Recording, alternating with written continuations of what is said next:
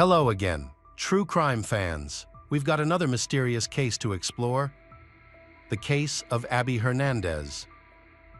It was a normal fall day in the small town of Conway, New Hampshire. The trees were in full bloom, with bright reds and yellows, and a cool breeze filled the air. Life went on as usual, with students rushing to class and parents going about their daily business. For Abby Hernandez, it was just like any other day. She quickly woke up, packed her things, put on her new shoes, and headed to school. She was energetic, smart, and friendly. Her classmates often commented that everything was more fun when she was around. Abby loved nature and enjoyed hiking.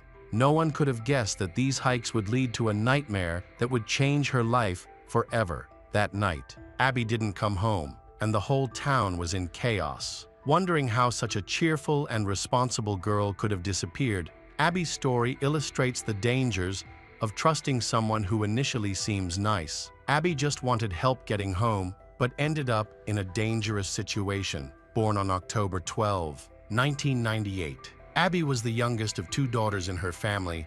Xenia Hernandez, Abby's mother, worked as a nurse at a local hospital, while her father was a salesman. Overall, Abby's family was happy and well off. However, during Abby's high school years, her parents decided to divorce. Shortly after the divorce, her father remarried and started a new family, leaving Abby and her sister to live with their mother. Although Abby's father continued to provide financial support, his relationship with his daughters was limited to brief greetings. From a young age, Abby had many friends and frequently changed her interests. Eager to explore new ones, she participated in sports, enjoyed drawing and photography, read a lot, and learned foreign languages easily. At the age of 12, Abby joined a local outdoor club where she enjoyed hiking and climbing. She also learned outdoor survival skills that she applied in her adventures. In early October 2013, Abby was preparing for her school holidays and her birthday. She planned to go hiking with her outdoor club and had received a new pair of hiking boots. However, the shoes were a bit tight, so Abby decided to go to school to get used to it. On October 9, the girl went to school as usual and promised her mother that she wouldn't come home late. By 5 p.m., her mother, Xenia, was starting to worry because Abby still hadn't come home, and her phone was dead. After a few hours, without seeing Abby, Xenia decided to find out where she could be. Abby had left school immediately after classes, saying goodbye to her friends at the bus stop and choosing to walk home since no one had seen Abby after school. Xenia and her older daughter reported her missing to the police. A search began immediately. The police acted quickly, starting by interviewing anyone who might have seen Abby that day, including her friends, teachers, and neighbors. They confirmed that Abby had last been seen around 4 p.m. as she left the school grounds to walk home through the park, a route she took almost every day. The route was familiar to both her and her family. Police began searching the park that Abby had passed on her way home. Local volunteers and members of her club scoured the forested and scrubby trails, but found no signs or clues. Abby's phone was turned off, and no signal was recorded from it. Over the next few days, police focused on tracing her possible route. They requested footage from the surveillance cameras at nearby intersections and in the park. One of the parking lot cameras captured Abby. She was wearing a school uniform and new shoes, walking calmly down the sidewalk without looking back. A few minutes after the recording, a dark-colored car entered the camera's view, seemingly headed toward her. This discovery became the first lead in the investigation. Police began checking for cars matching the description that had been in the park area that day. Unfortunately, they were unable to find any matches. Abby's story quickly became headline news on local television stations. The family recorded a distress call, and Xenia publicly urged the kidnapper to bring her daughter home. A week passed, and the chances of finding Abby alive decreased. Locals continued to search, but with no new leads. The investigation was put on hold. Despite this, the family remained hopeful. Abby's classmates and friends organized an event at school. They attached her photo to their backpacks and shared information about her disappearance on social media. Meanwhile, police noted that Abby's phone had been turned off shortly after she went missing, suggesting that the kidnapper may have intentionally turned off the tracking feature. Indicating that the abduction was premeditated, police also looked into Abby's family history. Although her parents had divorced years ago, they questioned all family members, including Abby's father. In cases like this, every possibility is considered, but her father had an alibi. He was in another city at the time of Abby's disappearance, so he was eliminated as a suspect on October 15. 6 days after Abby went missing, police received an unexpected call from a resident in the nearby area. He reported seeing a dark-colored car, similar to the one captured on security cameras, parked in an abandoned lot next to an old warehouse. The task force quickly went to investigate, but when they arrived, the car was gone, however. They did find a piece of plastic that may have fallen from the bumper in the tall grass. Along with tire tracks, this evidence prompted the police to continue searching for the car. Meanwhile, Abby is locked in a room. She is tied up.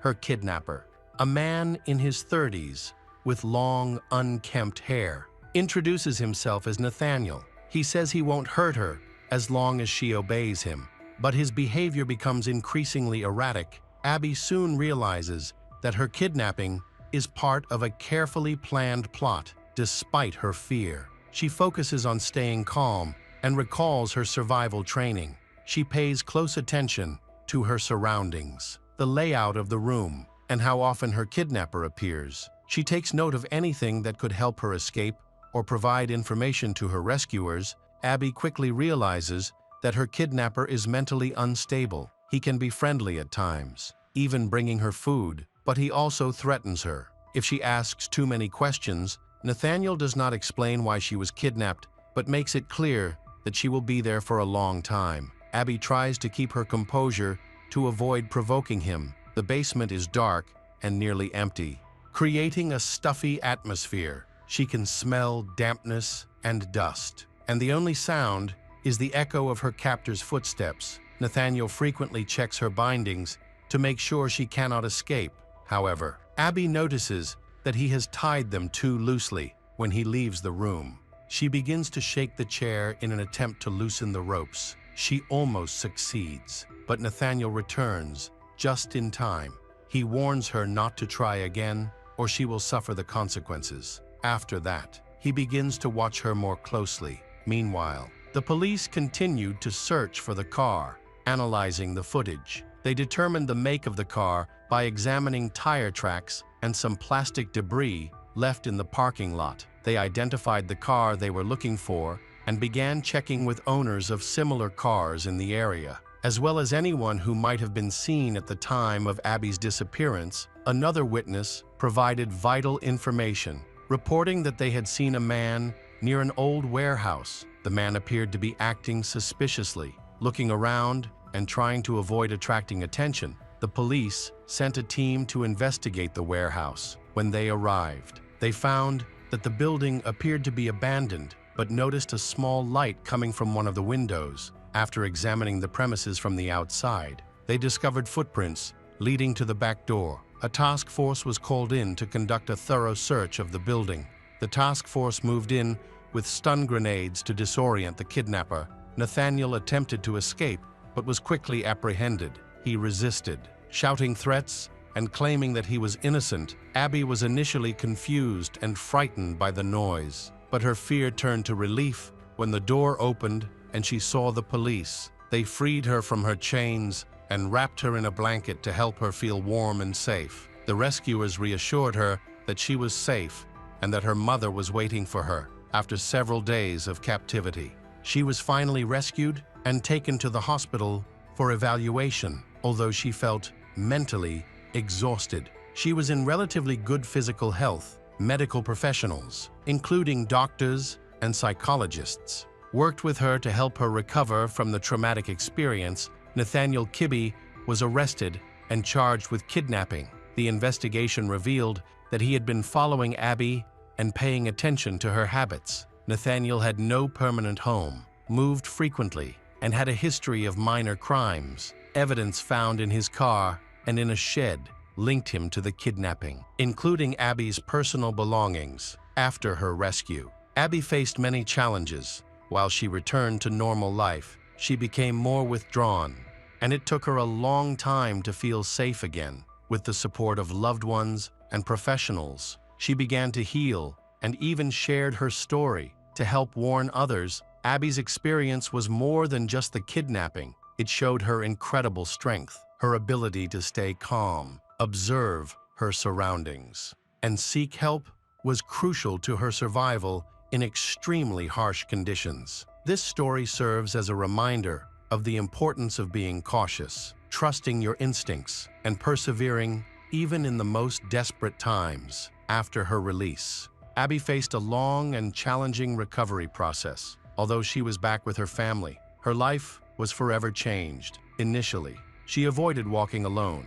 stayed away from crowds, and regularly checked her windows and doors before going to bed. Gradually, she began to feel safer and started to rebuild her life. Abby was determined not to let fear control her life. She chose to use her experiences to help others. She began speaking at school assemblies and community events, emphasizing the importance of always being mindful and prioritizing personal safety. Her story resonated with many, inspiring other trauma survivors. Her kidnapper, Nathaniel Kibbe, was sentenced to a lengthy prison term. During the trial, Abby took the stand and expressed her thoughts. Her words symbolized her resilience and marked her victory over the terrible fear he had tried to instill in her. Years later, Abby discovered her passion for working with organizations that support children and young people. She played a key role in creating safety programs to ensure that others would not have to face the same situation she endured. Her determination and strength helped her regain her joy in life, despite the traumatic experiences she faced. Hello friends, welcome to our channel. Today we're going to take a look at another horrible case with you, the case of Carol Maltese. Carol Nicole Maltese was born on September 19, 1995, in a small province in Italy. She was the only child of Fabio and Josephine and had a mix of Italian and Dutch heritage. When Carol was just 4 years old, her parents got divorced, and she stayed with her mother. Her father moved back to the Netherlands, got remarried, and had more children. Carol's mother, Josephine, chose to stay in Italy and raise her daughter on her own. Despite her former husband's lack of support, Josephine worked multiple jobs to give Carol a good education and a better life. Carol grew up to be a kind, sociable, and beautiful girl with many friends. She was active in sports, particularly horseback riding, and loved to dance. She was fluent in 3 languages, enjoyed traveling across Europe, reading, and could talk about almost any subject. As a teenager, Carol became a stunning beauty with a slim figure, and she loved being the center of attention. After finishing school, Carol went on to study industrial design, arts, and fashion at a technical university. She quickly became one of the top students in her class. Carol began dating a young man, a year older, and studying architecture and design during her freshman year. When she was 20, she discovered she was pregnant, which came as a shock to both her and the father. Despite being unprepared, Carol decided to keep the baby. In 2016, Carol gave birth to a son, and she and the father were forced to drop out of school due to financial constraints. They moved to Verona for better job opportunities to support their family. Carol landed a job as a sales consultant at a cosmetics and perfume retail chain when her son turned 1, while her partner worked from home and took care of their child. In mid-2019, Carol started an affair with Angelo, secretly meeting him in hotel rooms and exchanging messages at night. However, just before the new year, the father of her child discovered her infidelity and ended their relationship. Carol thought it was for the best to leave since she was already planning to move in with her new boyfriend. However, a complication came up. Angelo still lived with his parents, and it wasn't possible for Carol to move in there with her child from a previous relationship. So, they made the decision to rent a place together instead. When the economic crisis hit, they lost their jobs and couldn't afford their apartment. Carol moved in with her new boyfriend's parents and made the difficult decision to leave her 4-year-old son with his biological father until things got better and she could bring him to live with her. As the economic crisis worsened, a self-isolation regime was put in place, and everyone was forced to stay at home. Carol struggled financially during this time and relied on Angelo and his parents for support, unable to contribute financially to her son's care. To make matters worse, Carol's mother was diagnosed with Parkinson's disease, which required expensive therapy. With no other options, Carol desperately sought ways to earn money from home to support her son and ill mother. She turned to social media and YouTube, sharing her experiences of living in isolation and the challenges she faced in an effort to generate an income during the lockdown. Carol's early blog posts didn't gain much traction, but her attractive appearance caught readers' attention. She received flattering comments as well as some inappropriate proposals. One subscriber suggested she join OnlyFans, a platform where her looks would be in high demand, and she could quickly become a star and earn a lot of money. Taking this advice, Carol created an account under the pseudonym Charlotte Angel and began posting provocative photos and short videos. She quickly gained a large following of paying customers. While Carol's earnings increased, she kept her new career a secret from her boyfriend and close family members.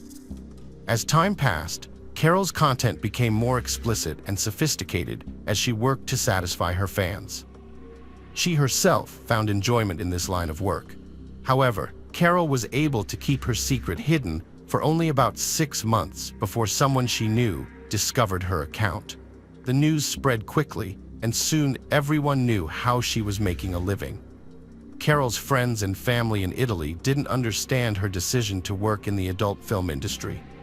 They saw it as immoral and were embarrassed to be associated with her. Carol, on the other hand, was confident that her work was a form of art that could bring her success, wealth, and fame.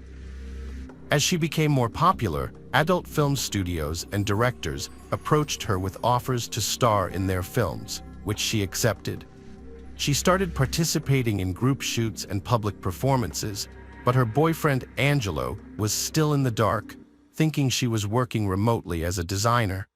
However, when Angelo finally found out the truth, he was shocked and unsure of what to do. But when his parents discovered Carol's profession, they demanded that he break up with her immediately, fearing that she would bring shame to their family. Carol's OnlyFans account had become extremely successful, earning her enough money to rent her own place and attracting offers from directors. Her fees continued to rise, and she professed in interviews that this was not a long-term career goal. Instead, she planned to eventually complete her education and pursue a career in design or modeling. For now, she was enjoying her work and was well compensated. Despite her success, Carol frequently spoke about the constant moral pressure she faced from others. Their judgments and attempts to shame her led to feelings of anxiety and guilt. However, she defended her work as a form of art and believed that every woman should have the freedom to choose her profession without fear of judgment. Carol started anew in Rescaldina, Milan province, leaving her adult film career behind and working as a sales consultant at a perfume boutique. However, this fresh start was short-lived. She met David Fontana, a 42-year-old banker and nude photographer online. He was seeking a model, and Carol responded, feeling an instant attraction during their first meeting. Despite being married, Fontana pursued a relationship with Carol, and they began dating, combining photo shoots with intimacy. Fontana learned about Carol's past and encouraged her to return to filmmaking, recognizing her talent. He had complex feelings for her, loving and possessive, yet also enjoying seeing her in adult films. After divorcing his wife in March 2021, Fontana moved in with Carol, and they explored their explicit fantasies together. He assisted her in creating popular content on OnlyFans, taking a share of the profits from their joint ventures. Carol's success in the adult film industry led to her receiving lucrative contract offers from foreign directors and studios. However, her boyfriend Fontana became jealous and reacted angrily when others showed interest in her. Months later, Angelo, who was still in love with Carol, reached out to her and confessed his feelings. He proposed that they get back together, promising not to interfere with her work. Carol was touched by his words but revealed that she was already in a relationship with someone else, David. Despite this, Carol and Angelo continued to stay in touch. However, when David found out about their communication, he became furious and threatened Angelo. He even went as far as setting Angelo's car on fire. Angelo reported the threats and property damage to the police, and a restraining order was issued against David.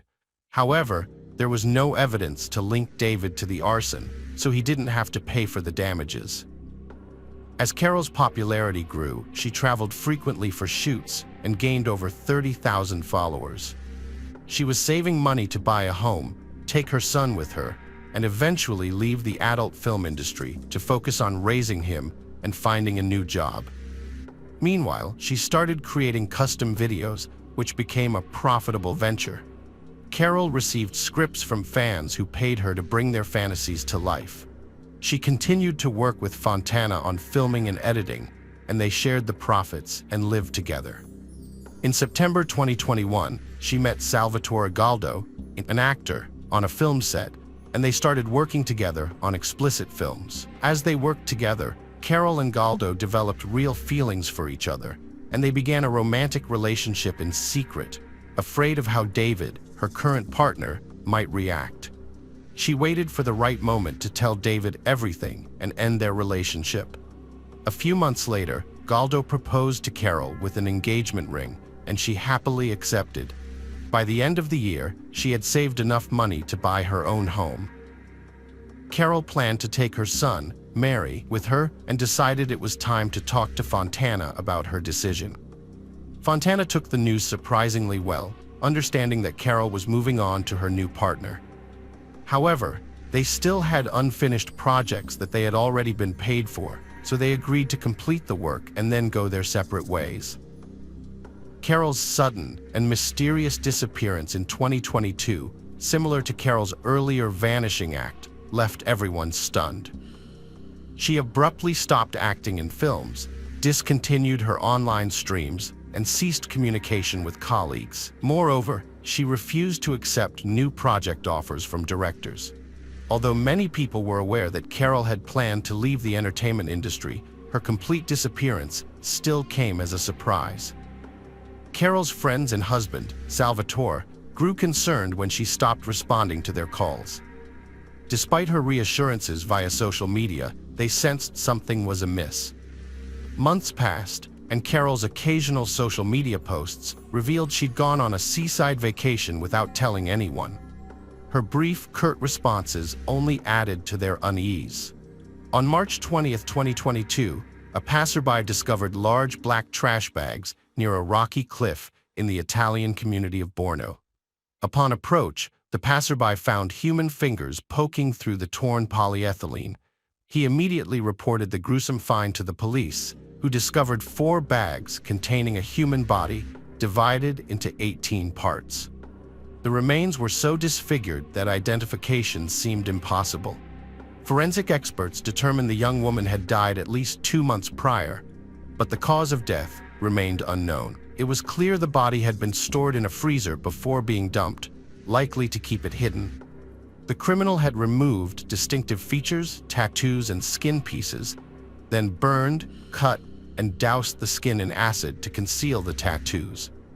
Despite this, investigators pieced together tattoo fragments and matched them to a missing persons database. A news report about the body led a woman from the adult film industry to recognize the tattoos as belonging to a missing colleague, Shouitt.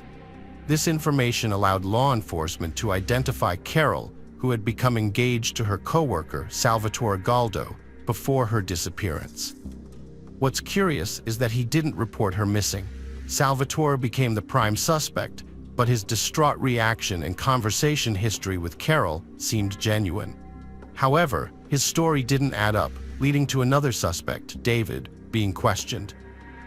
David showed up at the police station to report Carol missing, oblivious to the recent discovery. His nervous, contradictory story eventually led to his confession. He had accidentally killed Carol. David Fontana claimed to be filming a scenario for a client who had paid a large sum of money. The script involved binding a woman, taping her mouth shut, covering her head with a bag, and brutally beating her with various tools, including a hammer. David was supposed to pretend to inflict severe pain without actually harming her. However, he allegedly went too far and struck her with a hammer, fracturing her skull. Instead of calling for help, he ended her suffering with another blow. Panicked, he dismembered the body and stored it in his freezer for over 2 months before deciding to dispose of it. The investigation revealed that David was the mysterious client who had orchestrated the entire scenario to exact revenge on the woman, Carol, who had decided to leave him. During the torture session, he extracted her phone password, which was supposedly part of the script. On January 11th, David fatally struck Carol with a hammer and used her credit card to buy a freezer, saw, and axe to dismember her body. He disfigured the body to prevent identification and stored the parts in the freezer for over 2 months. During this time, he communicated with Carol's relatives and friends on her behalf, creating the illusion that she was alive. By the end of March, David decided to dispose of the body by dumping it off a cliff. However, the remains were discovered 2 days later, and authorities tracked him down within a week. At the trial, David expressed remorse and claimed that he loved Carol and had taken her life unintentionally. Despite his claims, the court found David guilty of manslaughter and sentenced him to 30 years in prison, ordering him to pay compensation to Carol's son, mother, and the father of her child.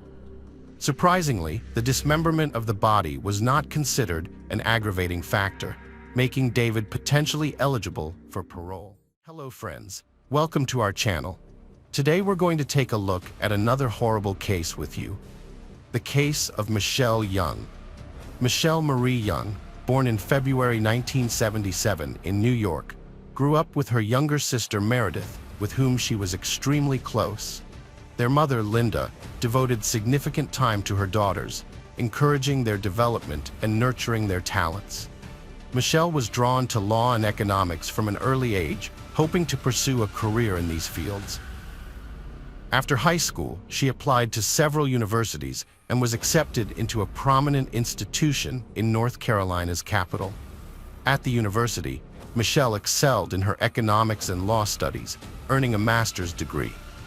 Upon graduation, she landed a prestigious position at a leading accounting firm in the state.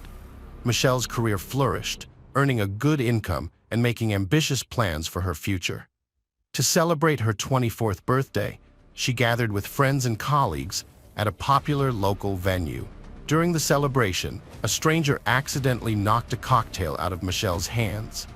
The apologetic stranger, Jason Young, offered to buy her another drink. As they conversed, Jason's charming and witty nature caught Michelle's attention. He asked her out on a date, and Michelle, feeling a spark, accepted, believing their encounter was meant to be. After they started talking, they discovered they had a lot in common. Both had attended the same university, with Jason graduating 3 years earlier. They shared a love for the same hockey team and music group. Their mutual interests quickly blossomed into a romantic relationship, but living together or getting married was not an option at that point. Jason still lived with his parents in Brevard and would only visit Michelle in Raleigh on weekends or meet her during business trips to the state capital. During one of these visits, Michelle surprised Jason with the news that she was pregnant. This revelation shocked both of them, as they weren't ready to become parents. They were focused on their careers, making progress, and hadn't planned on starting a family yet. Jason immediately accepted the situation, but Michelle was unsure at first, eventually deciding to keep the baby and not have an abortion. It took Jason about a month to come to terms with the news, after which he relocated to Raleigh to be close to Michelle, who was now pregnant. A few months later, they got married, but not because of romantic feelings or the pregnancy itself. The real reason was that Michelle lacked health insurance, and having a child would have been extremely costly without it. Marriage provided a solution, allowing them to avoid these expenses. Michelle gave birth to her daughter, Cassidy Elizabeth, in the spring of 2004. As a newlywed, Michelle dedicated herself to domestic life and family responsibilities, with the help of her mother and younger sister. Although Michelle's family initially had reservations about Jason, they made an effort to avoid conflicts and accept him. Later that year, the young family moved into a large house in a quiet, landscaped area of the city. During her visits, Michelle's mother, Linda, noticed that there was tension within the family. Jason had a volatile temper, and Michelle constantly worked to resolve their disputes and present a united front in public, pretending to be a happy wife and mother. Only her mother, Linda, knew the truth about their relationship. An ominous sign came when Cassidy was just 2 years old. Michelle became pregnant again. She tentatively shared the news with Jason, but he surprisingly reacted with calmness and even seemed happy about it. The family drove to Brevard to share the good news with Jason's parents. They visited for the weekend, celebrating with relatives on the first day. The next day, they left their young daughter with her grandparents for a few hours and went to a restaurant to celebrate together. On their way home, Jason, who was driving, overcorrected and oversteered, causing the car to go off the road and into a ravine.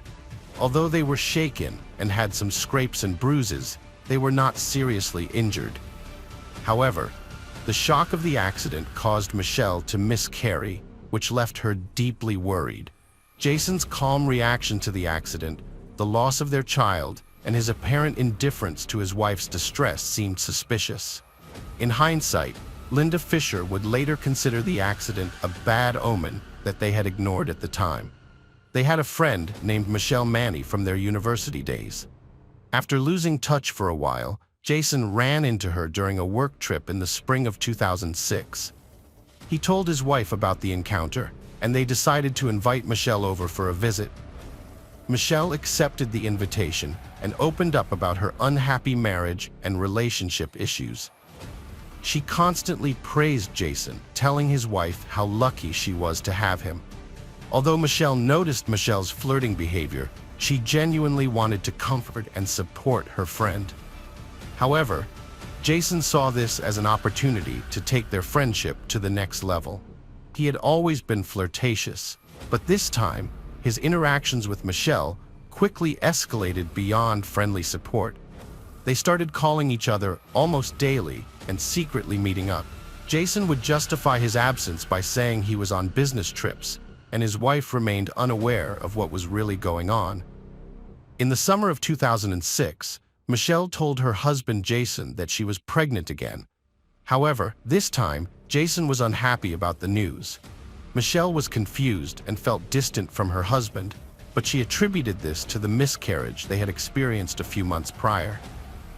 Unbeknownst to Michelle, Jason was secretly contemplating how to end their marriage with minimal personal consequences. In early November, when Michelle was 5 months pregnant, Jason went on a business trip, driving 300 miles from home and booking a hotel room halfway through his journey. That evening, Michelle had a lengthy phone conversation with her best friend, discussing their marital problems and revealing that she had a significant argument with Jason the night before he left. After talking to her, she went upstairs, put her daughter to bed, and then fell asleep beside her around 10 p.m. Meanwhile, Jason arrived at the hotel, claiming he was exhausted from the journey, and went straight to his room to rest. However, his real intention was to carefully observe the hotel's entrances, exits, and security cameras, plotting how to sneak out and back in without being detected. He was working on creating a foolproof alibi for what he believed would be the perfect crime. In the early morning hours, Young called his sister-in-law, Meredith, for assistance. He explained that he wanted to surprise his wife, Michelle, with a piece of jewelry for their wedding anniversary, but he had accidentally sent the order confirmation to their home fax machine. He was worried that Michelle would see the surprise and asked Meredith to help him retrieve the fax. Meredith, despite her dislike for her son-in-law, agreed to help. When she arrived at Michelle's house, she entered through a secret door in the garage, which was always left unlocked and known only to family members. The house was eerily quiet, and Meredith found Michelle's personal belongings, including her papers, keys, and wallet, in the hallway, suggesting that she hadn't left the house.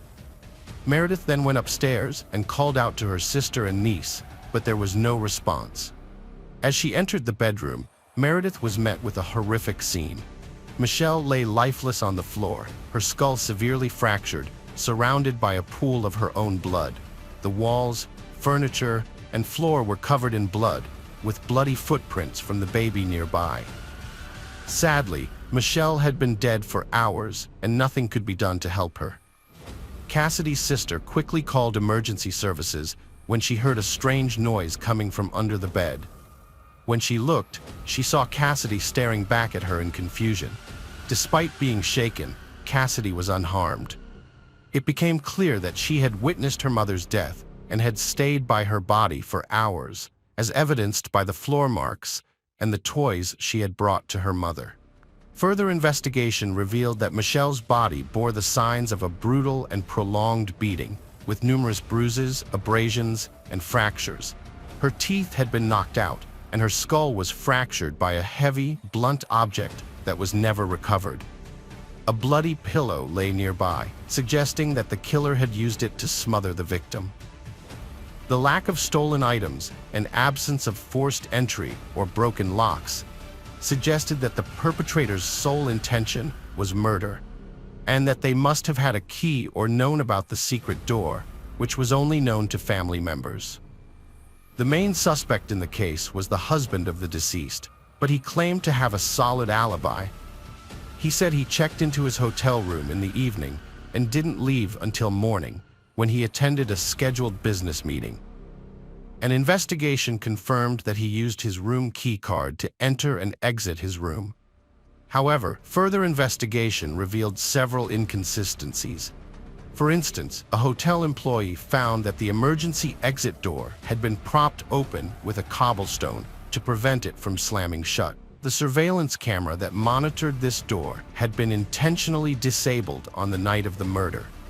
In fact, it stopped recording around half an hour after the suspect checked into his room. Furthermore, a man resembling the suspect was seen getting gas at a station between the hotel and the crime scene. When asked to provide identification, he refused and quickly left the station without waiting for change.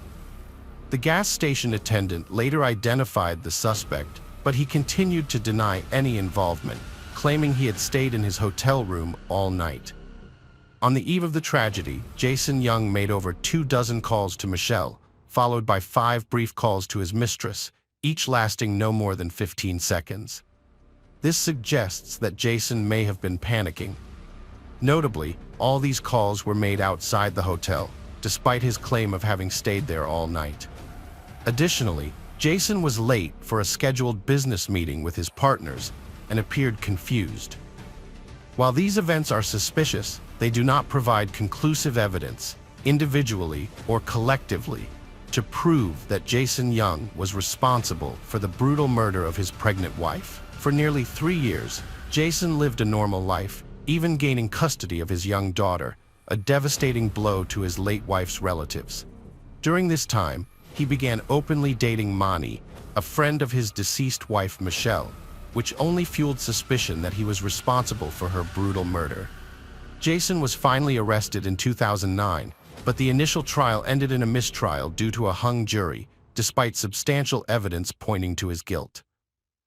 However, the case was reopened in 2012 after new evidence emerged, including eyewitness testimony placing Jason near a hotel on the night of the murder. Crucial pieces of evidence included sightings of his distinctive white car parked near his home in a dark lot on the night of the crime. Additionally, a child psychologist testified about Jason's daughter Cassidy's disturbing doll play, in which she demonstrated her father hitting her mother, then not getting up off the floor. Mani testified in court, revealing that Jason had an affair with her but claimed that Jason was miserable in his marriage, as he had told everyone. Another of Jason's former mistresses testified that she was frightened of his violent outbursts when he lost control. After a lengthy trial, Jason Young was found guilty of brutally assaulting his pregnant wife and was sentenced to life in prison without the possibility of parole. Jason filed his first appeal in 2014, but it was denied. In 2018, he requested a review of his case, but the State Court of Appeals again denied it. Cassidy, the daughter of Jason's murdered wife, was left without her parents. Her father is in prison for the crime, and she is now being raised by her aunt and maternal grandparents. Hello friends, welcome to our channel. Today we're going to take a look at another horrible case with you, the case of Smith family. George, from a happy family in Greenwich, Connecticut, grew up with his father's liquor store as a central part of his life. After studying business at Babson College, George worked in Boston as a data mining analyst, but his true passion remained the family business. So, he eventually returned home to learn the ins and outs of the store from his father. In 2002, George met Jennifer, also from Connecticut, at a friend's reunion. Jennifer had just started her teaching career as an elementary school teacher. The couple fell deeply in love, and George's parents were overjoyed with his choice. 3 years later, in 2005, they decided to tie the knot and start a new life together. They got married at Castle Hill Inn in Newport, Rhode Island, with the ocean as a stunning backdrop. The honeymoon cruise that followed was meant to be a relaxing and joyful experience. However, it turned out to be a mysterious and frightening journey that filled them with uncertainty. George and Jennifer met Josh, a 20-year-old from California, and another couple on a cruise ship. Josh quickly became friends with George, and on July 1st, the group decided to spend the day together on land when the ship reached the Italian coast. They had an amazing time exploring the island, trying local food, and creating unforgettable memories. That evening, George and Jennifer met up with their friends again on the ship and decided to have a fun night, enjoying appetizers and drinks before heading to the casino. George and Josh played craps while Jennifer played poker. Although they lost a significant amount of money, they didn't regret it, joking that it was part of their honeymoon. The last time George was seen on video was leaving the casino around 2:30 a.m. Tragedy struck on the morning of July 5, 2005, on the Greek island of Mykonos. George, 26, vanished. The ship's captain searched the cabin where strange footprints were found, as well as the deck, but George was nowhere to be found. The available evidence suggested that something serious had happened, possibly involving violence. The news spread quickly, causing alarm among the passengers. Deck 7 was sealed off, and no one was allowed in or out of their cabins. After discovering blood, it was assumed that George and Jennifer had mysteriously disappeared. The senior officer took charge of the investigation, searching their stateroom for clues. One possibility was that George might have fallen overboard. Meanwhile, the search for the young couple continued. By 10 a.m., Jennifer was found where she was having a pre-booked massage. She seemed surprised and concerned, claiming to be unaware of her husband's whereabouts and that she hadn't seen him since the previous night. She revealed that when she woke up that morning, her husband wasn't there. But she didn't search for him, assuming he was with friends or in another cabin. At noon, Turkish authorities arrived on board to begin an investigation, and the ship's captain reassured the anxious passengers, expressing hope that the situation would be resolved soon. The police investigation into George Smith's disappearance began with his wife Jennifer, who was agitated and seemingly unaware of her husband's whereabouts. She told them that men in white uniforms from the Royal Caribbean had come to her door, saying George might have fallen overboard. Traces of blood were found on the boat's awning, suggesting something terrible had happened.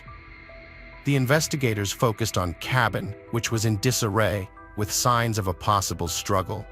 They found small drops of blood on the carpet and towel, as well as fingerprints on the balcony railing. Turkish investigators discovered 2 small bloodstains on the bedding, which were identified as George's blood. All evidence pointed to George being harmed inside the cabin before he vanished mysteriously. A chair on the balcony had been moved, suggesting someone had sat there, which raised suspicions that George might have fallen from the balcony. However, the high railing and blood on the awning and inside the cabin also hinted at a possible murder. The investigators started to reconstruct the events of that night, trying to figure out who George was with and what led to the tragedy. They questioned the group of young men who had spent time with the newlyweds the previous night. The men revealed that George and Jennifer had consumed too much alcohol, and they had helped him back to his cabin, where they put him to bed and left him alone. However, there were discrepancies in Josh Askin's testimony. He claimed to have seen Jennifer leave with a casino employee named Lloyd, but video footage showed Jennifer stumbling away at 3:30 a.m., leaving George with her new friends.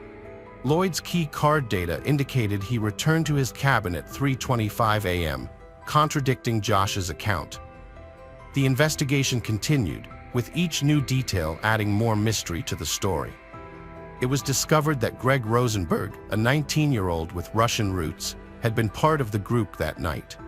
He had met Jennifer in the casino, and they had gambled together until late. The group then headed to the disco, where they continued to drink and dance. As the night wore on, the group members began to disperse to their cabins, but not before they were visibly drunk and rowdy. The events of the night became increasingly unclear, with different witnesses providing conflicting accounts.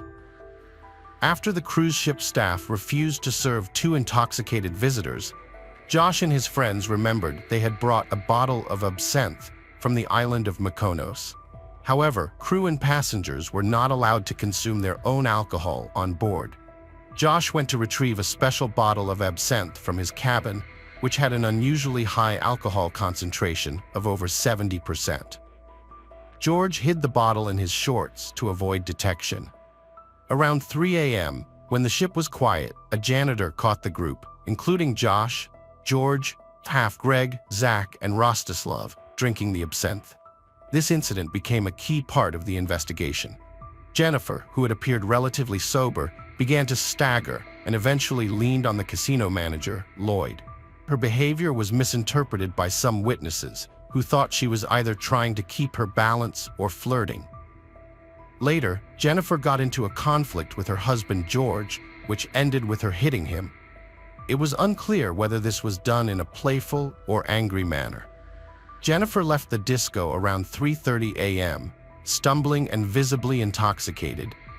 The janitor, who had previously noticed the group drinking absinthe, helped her to the elevator and watched her turn right, although her stateroom was on the left. Later, Jennifer was found sleeping in the hallway, far from her room. 2 guards and a female duty officer used a wheelchair to return her to her quarters. When they arrived, the clock showed 4:52 a.m., but George was not present. The curtains on the balcony doors were tightly closed, despite the breeze. This raised questions about George's whereabouts. Deputy Chief of Police Shouitt Hyman and his wife, who were staying in a neighboring cabin, reported hearing a noise on their floor around 4 a.m. They heard loud noises from the newlyweds' stateroom, followed by brief silence, loud talking, and an argument on the balcony. Shouitt Hyman called guest services to report the noise and pounded on the wall to try to quiet the disturbance. He then saw 3 unknown men outside the cabin, but did not see George or Jennifer. Several passengers reported hearing a loud noise that sounded like a body hitting the ship's canopy, followed by a woman's scream. However, none of the witnesses had conclusive evidence that a woman was inside the cabin at the time. The investigation raised questions about whether one of the men who entered the cabin might have stayed behind to steal from the newlyweds. The key card records confirm that George and his friends entered his stateroom at 4:05 a.m., according to their testimony, but there is no record of them re-entering the cabin afterwards. This has led to several theories about what might have happened to George Smith. One theory is that George was the victim of a robbery. George and his wife Jennifer had been drinking heavily that night, and by 3:30 a.m., they were no longer able to return to their cabin on their own, suggesting they may have been drugged. Witnesses claimed that George and Jennifer had large sums of money, possibly received as wedding gifts or casino winnings, and that they wore expensive jewelry, including a Breitling watch and an engagement ring. It's possible that their quarters were turned over, and the traces of blood on the sheet could have come from an attempt to remove George's watch. Another theory is that George's death was related to the effects of alcohol and hallucinogens. The captain suggested that George might have had an accidental fall while drunk, and experts noted that absinthe could cause hallucinations in high concentrations.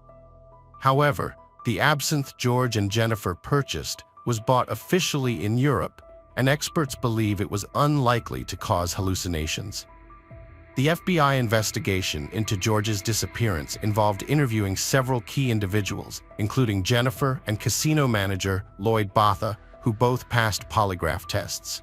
Josh Askin failed his polygraph test, which may indicate that he was hiding something, but it could also be due to the interrogation tactics used. A videotape showing 3 men, including Russians, joking about George's disappearance was found, with one of them saying, "We gave him a lesson in paragliding without a parachute," which could be a hint about what happened to George. In 2009, 4 men, including Greg, Zach, Rostislav, and Josh Askin, were interviewed by the FBI as witnesses.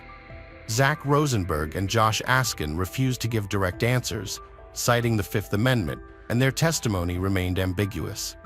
The George Smith investigation was influenced by Greg Rosenberg's testimony, who claimed that he and others ordered food to their cabin that night, which would have provided an alibi for the Russian men. However, there are contradictions to this claim, as ship records do not support the order, and the cabin's delivery service was blocked the day before. Furthermore, the staff was instructed not to provide service to them that night. Greg Rosenberg's account of the relationship between George and Jennifer was also unclear, as he claimed it was difficult to determine due to heavy alcohol consumption. He emphasized that everyone in the group was highly intoxicated, making it impossible to draw conclusions about their relationship. However, there are contradictions in Greg's testimony, as Josh Askin stated that Greg left the cabin after ordering food, which Greg denied. These contradictions added complexity to the investigation, requiring further verification and fact-finding. Greg claimed that he had no information about Jennifer or Lloyd Botha's involvement in George's disappearance, but believed that the event was not accidental. He hinted that something significant happened that night that would eventually be revealed. Sadly, Greg Rosenberg was murdered in 2019, and his death remains unsolved, with police investigating a possible link between his murder and George's death. The Smith family persisted in demanding the truth and justice, but their efforts yielded little results. They offered a $100,000 reward for information leading to those responsible and called for a boycott of the ship owners' company, which they believed was covering up the incident. The family's relationship with Jennifer became strained as her behavior seemed suspicious, and her reluctance to share information raised concerns. She claimed to be following FBI instructions, but her decision to accept a $1 million settlement from the cruise company led the Smith family to lose faith in her and suspect that she was hiding something. The Smith family was disappointed with the Turkish authorities' investigation and felt that Jennifer was too quick to accept the offer. They believed that she was not showing the proper interest in finding out what happened to George. Jennifer claimed to remember little from that night, after 2:30 a.m., and was not aware that the liner staff had found her in the corridor and returned her to her cabin. The Turkish investigation did not satisfy the Smith family, leading them to seek the help of independent forensic scientist Henry Lee, who conducted further studies in the cabin and on the balcony that were not included in the official investigation. The investigation into George Smith's disappearance aimed to determine whether his death was a murder or an accident. Henry Lee, an expert, suggested that the balcony's height made it uncertain whether George died from a fall, and alternative scenarios, such as being pushed by someone or being in a state of insanity, could not be ruled out.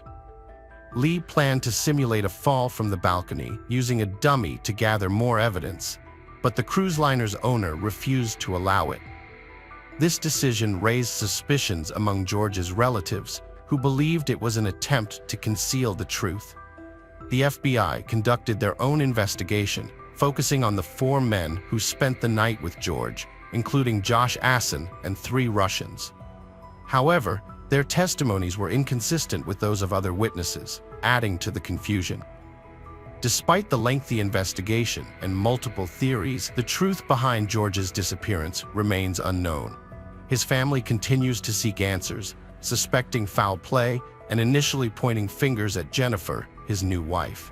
However, they eventually cleared her of suspicion and received a payout from the cruise company. The family used the payout to secure the release of the investigation results, including witness statements and other evidence. Jennifer, now exonerated, dedicated herself to charity work in George's memory. Years later, Jennifer remarried, but the case remains unsolved. The FBI closed the investigation due to lack of evidence, ruling George's death an accident.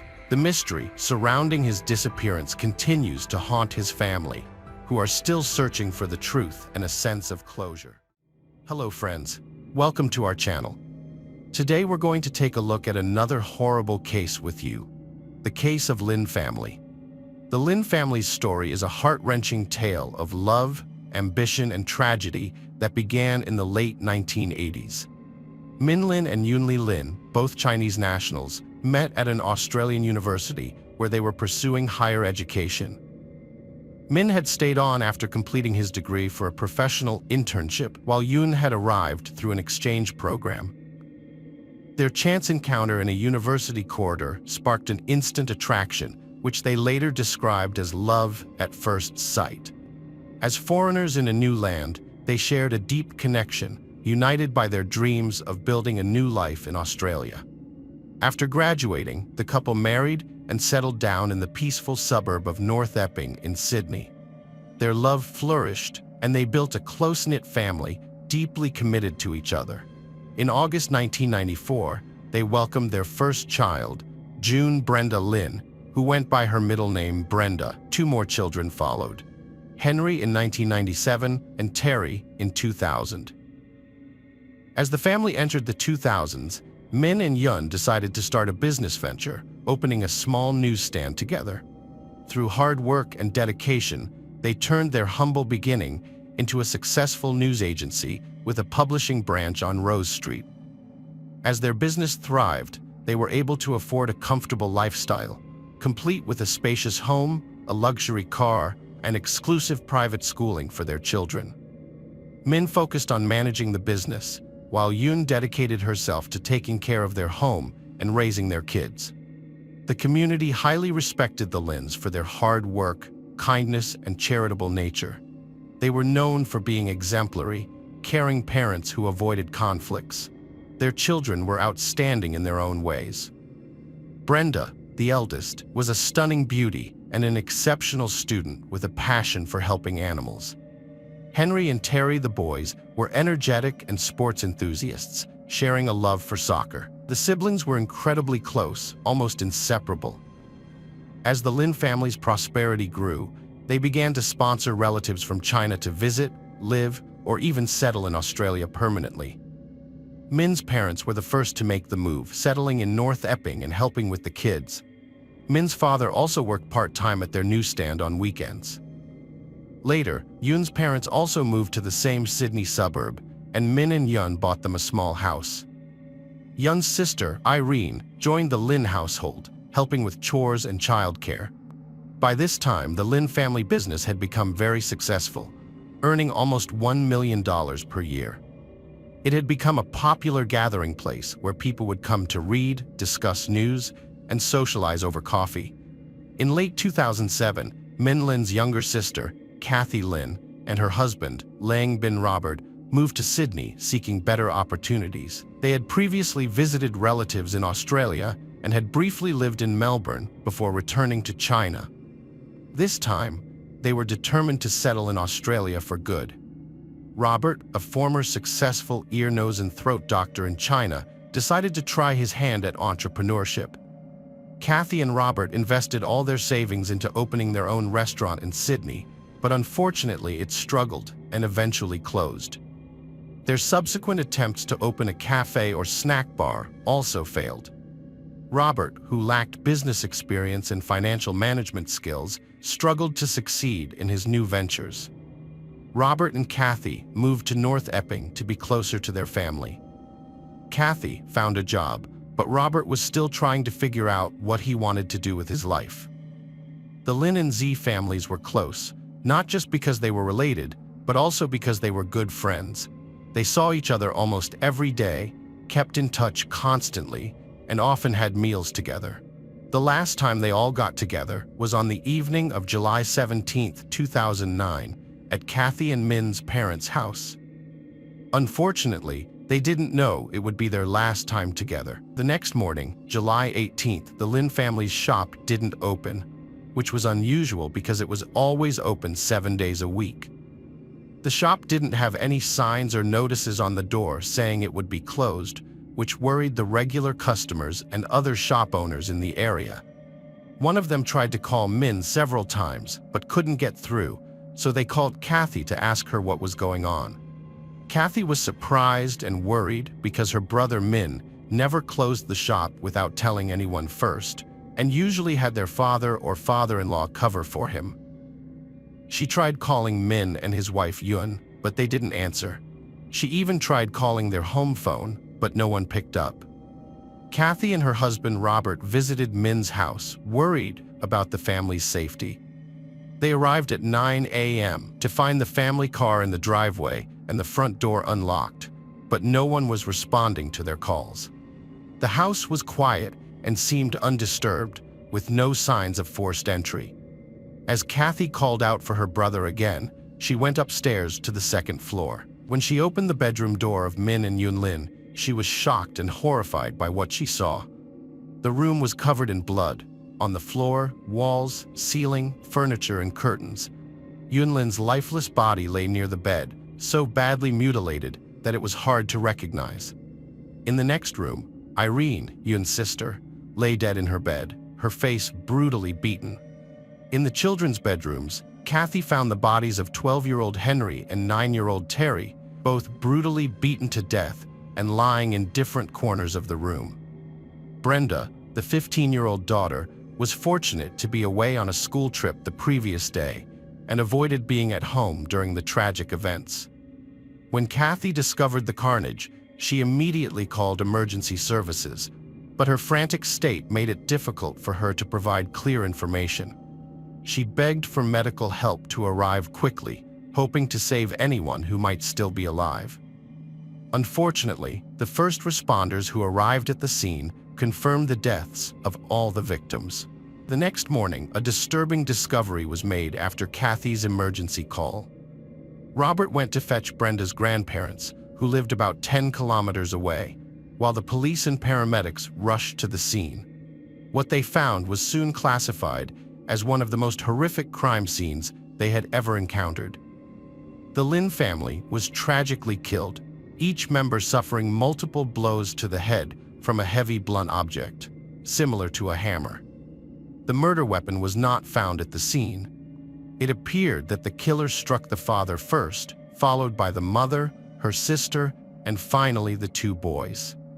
Initially, investigators found no significant clues, and the fact that valuables and money were left untouched suggested that the primary motive was to eliminate the family rather than rob them.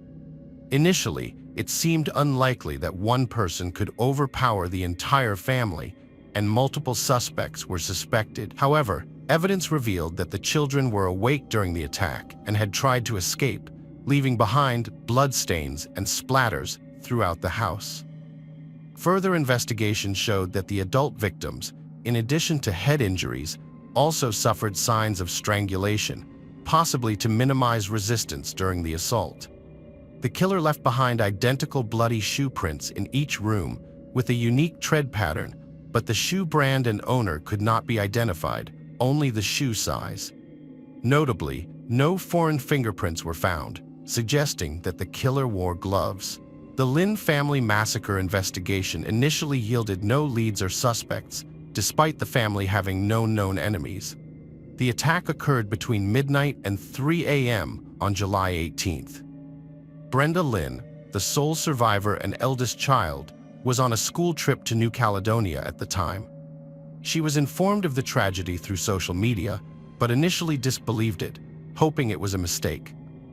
Her Aunt Kathy called and confirmed the news, and Brenda was flown back to Sydney, where her new guardians, Kathy and Robert, met her. She moved in with them as the Lynn family home was sealed as a crime scene. The next day, Brenda was questioned by the police, but could provide no new information, insisting her family had no enemies and had noticed nothing unusual before her trip. After her family's death, Brenda inherited the family business and properties. As she was still a minor, her Aunt Kathy and Uncle Robert became her legal guardians, responsible for managing the estate on her behalf. Although her grandparents offered to help, Kathy and Robert wanted to care for her, and the matter was resolved amicably. The family's shop and publishing business reopened under Robert's management. As Brenda was not yet ready to take over, Robert reviewed the family's financial assets, including bank accounts and properties. Experts examined the crime scene, but despite their efforts, found no concrete leads, suggesting the killer likely acted alone and entered the house quietly. The killer wore distinctive size 9.5 shoes with an ornate tread pattern, used a hammer as the weapon, and wore gloves, preventing fingerprint evidence. The lack of foreign DNA and bloodstains on the doorknobs of each bedroom where the crimes occurred indicated the killer's bloody gloves touched them, except for Brenda's room, suggesting the killer was aware of her absence. The tragic incident received widespread media coverage, but despite this, no substantial evidence or suspects emerged.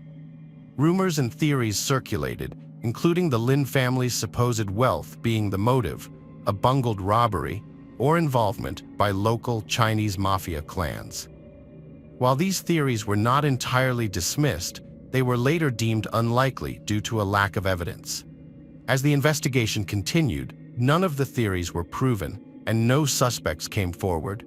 The robbery theory was eventually ruled out when it became clear the killer's sole intention was to eliminate the household members, leaving behind untouched money and valuables. The power outage in the house suggests the killer was familiar with the location of the electrical panel and had likely been in the house before, possibly having obtained a key in advance. After thoroughly reviewing the case details, an investigator re-listened to Kathy's emergency call and finally discovered a significant hint in the recording. A 911 call recorded Kathy's desperate attempts to explain the situation, her words interspersed with cries and sobs.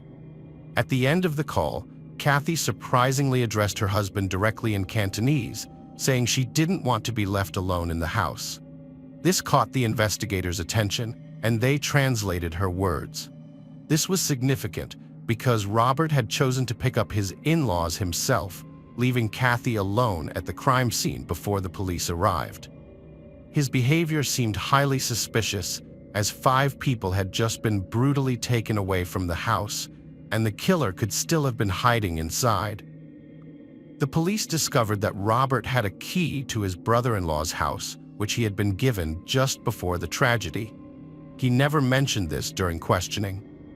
Kathy was unaware of this fact, but Brenda unintentionally revealed it to the investigators. Further inquiry exposed Robert's false claim of being a successful ear, nose, and throat doctor. He had a medical degree, but never had a steady job in the field. There were rumors that he fled to Australia to escape punishment for alleged bribery charges in China. After settling in North America, Robert became financially dependent on his wife's income and occasional financial help from Kathy's relatives. Once the guardianship papers for Brenda were finalized, Robert behaved as if he had inherited the Lynn family's entire estate. He forced Yun's parents out of the house that Min had bought for them, though it was legally under the deceased name.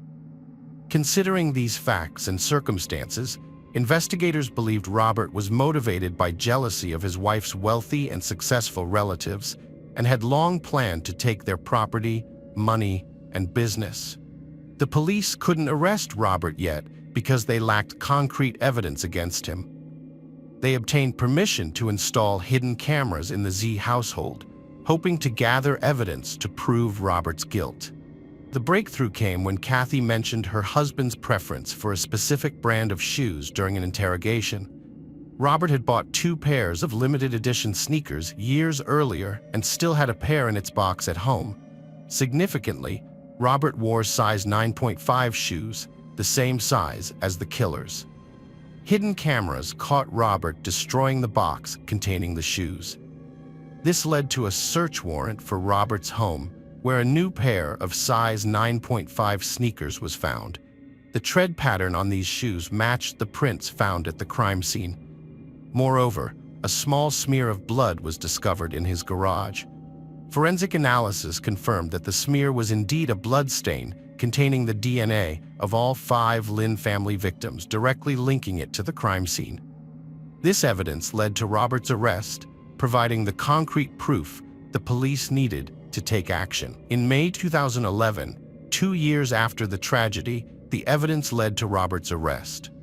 Despite his vehement denials of involvement, the police had finally gathered enough evidence to take action. Robert downplayed the importance of the sneakers found in his possession, claiming they were new and that he had gotten rid of the old pair.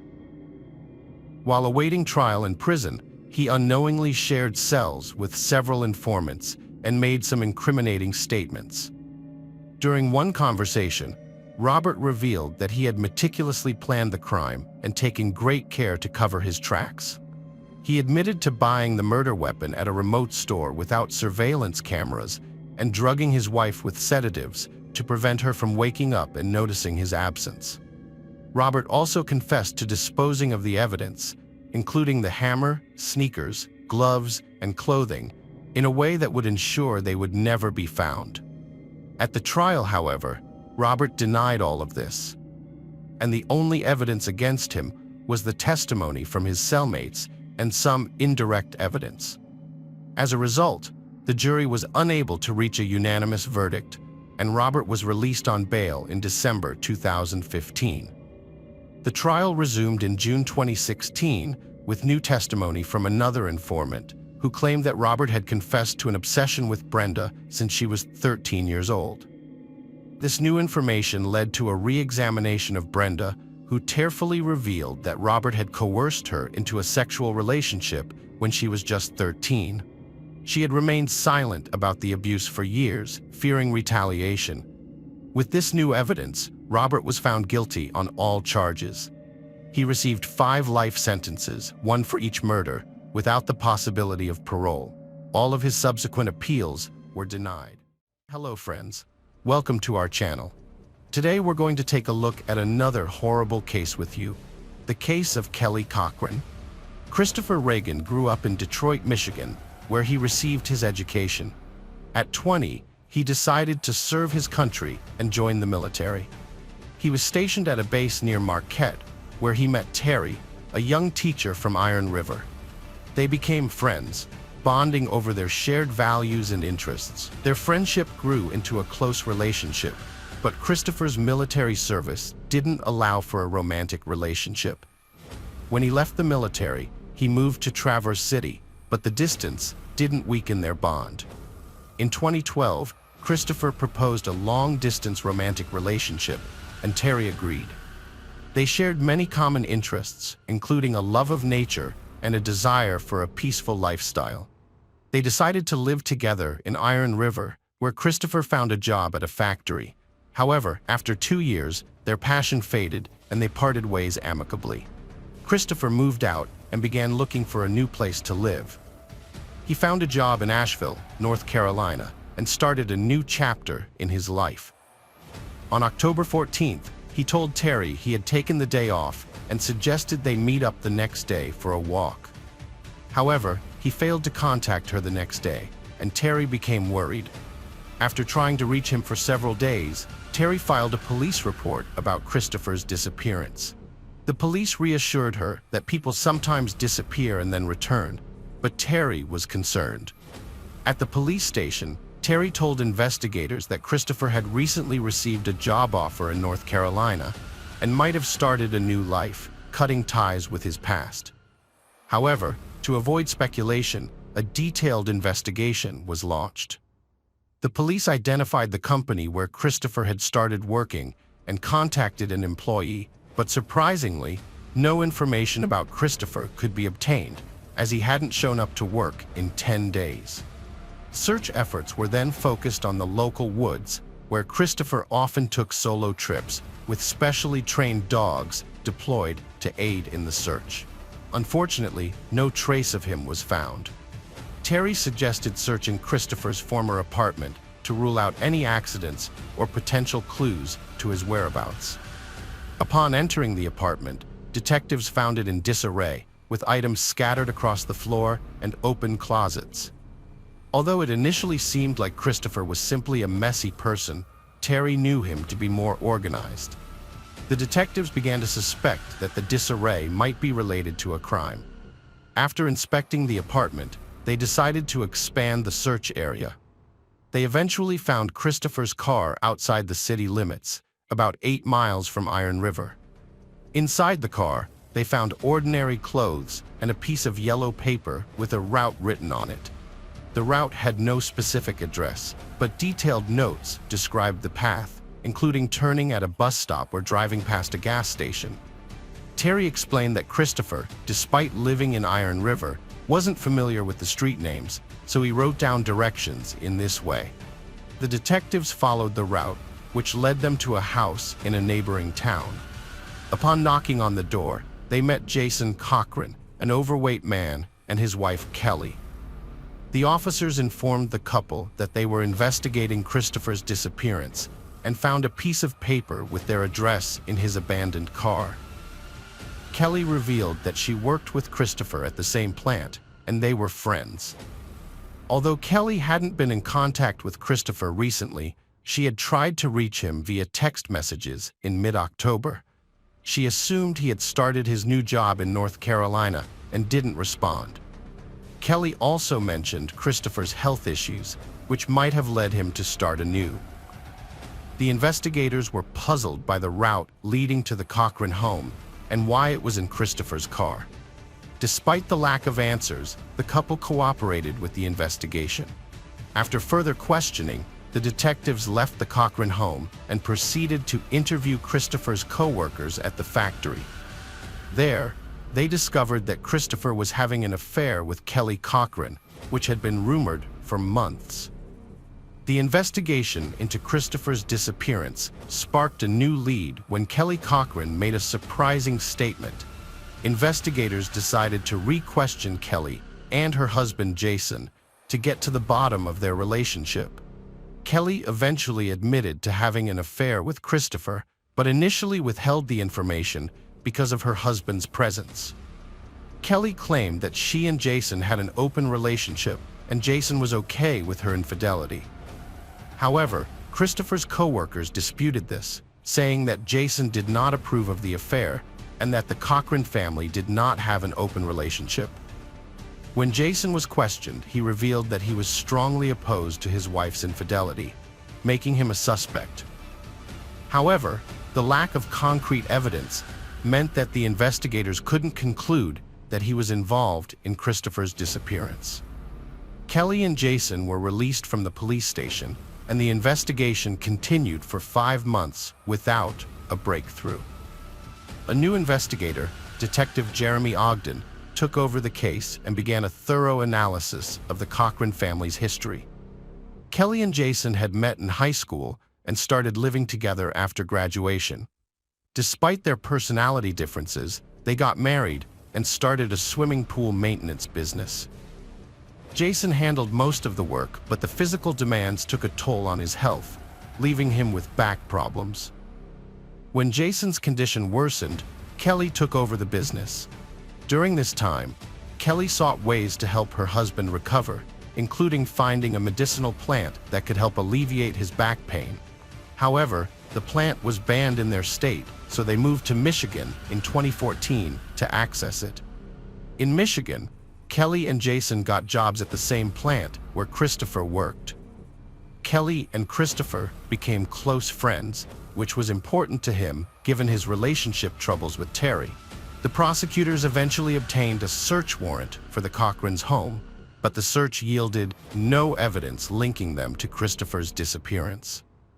The only significant find was a book written by Jason under a pseudonym inspired by video games. The title of the book caught their attention, but its content was disturbing. The book described violent murder scenes targeting everyone who had ever wronged Jason. The detectives read it thoroughly and found a character that matched Christopher's profile exactly. This strengthened their suspicions about Jason, making them wonder if he wasn't making up the crimes, but instead drawing inspiration from real events he had committed. 3 weeks later, the police decided to conduct another search of the Cochran house, hoping to find evidence they might have missed the first time. However, when they arrived, they found the house empty and the family had moved to Indiana.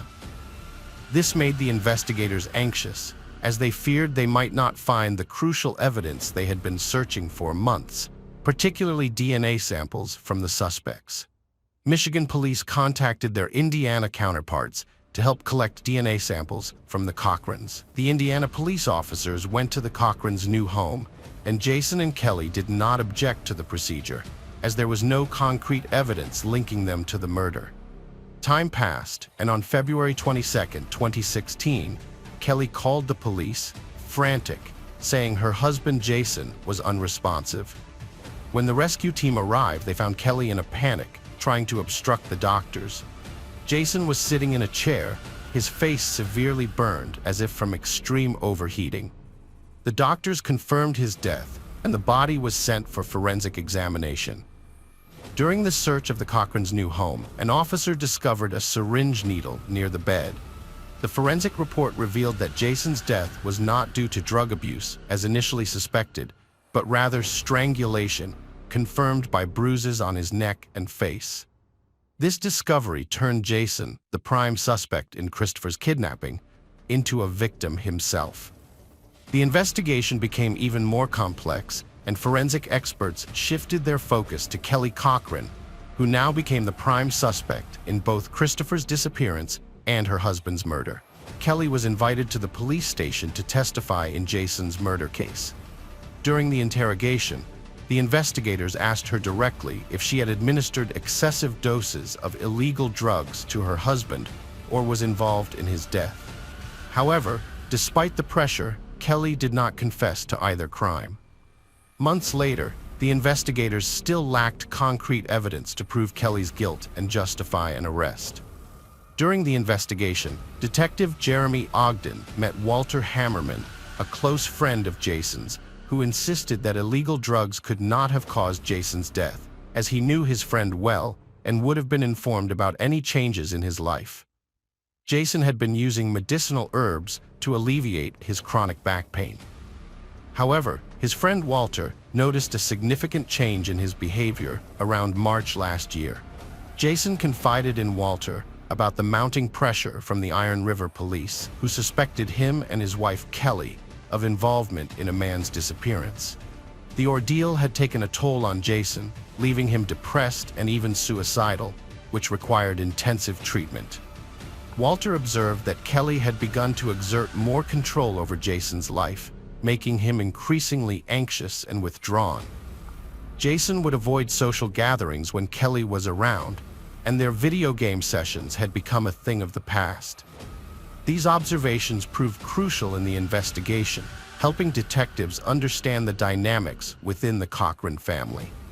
After the medical examiner determined that Jason's death was by strangulation, Detective Ogden devised a plan to lure Kelly into a trap. The plan involved using Walter as bait to prompt Kelly into making a mistake. Walter agreed to play along, and on March 12, 2016, he called Kelly under police surveillance. He pretended that Jason had given him a letter containing vital information, which Kelly was supposed to send to the police if anything happened to Jason. However, Kelly suddenly told Walter to drop the idea, catching both him and the police off guard. Despite this, detectives still lacked concrete evidence, and Kelly continued to deny her involvement during subsequent interrogations. On April 26, 2016, Kelly seemingly evaded the authorities, prompting a federal manhunt. Walter, who had cooperated with the police, was shocked and fearful that Kelly might evade justice and potentially target him. The police eventually tracked Kelly's phone to the West Coast, and on April 28th, they arrested her at her cousin's home in Wingo, Kentucky. Once in custody, Kelly confessed to her relationship with Christopher Rain, revealing that she had wanted to leave her husband and start a new life with him. However, when Jason discovered her infidelity, their situation escalated, and Kelly was bound by a pact they had made on their wedding night, obliging her to kill her lover if her cheating was exposed. Kelly Cochran claimed she never intended to follow through on an agreement she made with her husband, Jason, but he was determined to see it through. The agreement was a threat to kill Christopher Rain, Kelly's lover, if she didn't end the affair. Kelly didn't want to do it, but she ultimately helped Jason commit the crime. On October 14, 2015, Christopher arrived at Kelly's house while her husband was away. Kelly offered him dinner and intimacy, and they went upstairs to the bedroom. However, Jason suddenly appeared, panicked and holding a rifle. Without hesitation, he shot Christopher in the head, killing him instantly. Under Jason's direction, Kelly helped dismember Christopher's body using a hacksaw, detaching his limbs and head from his torso. They placed the remains in trash bags and dumped them in the woods near Crystal Falls.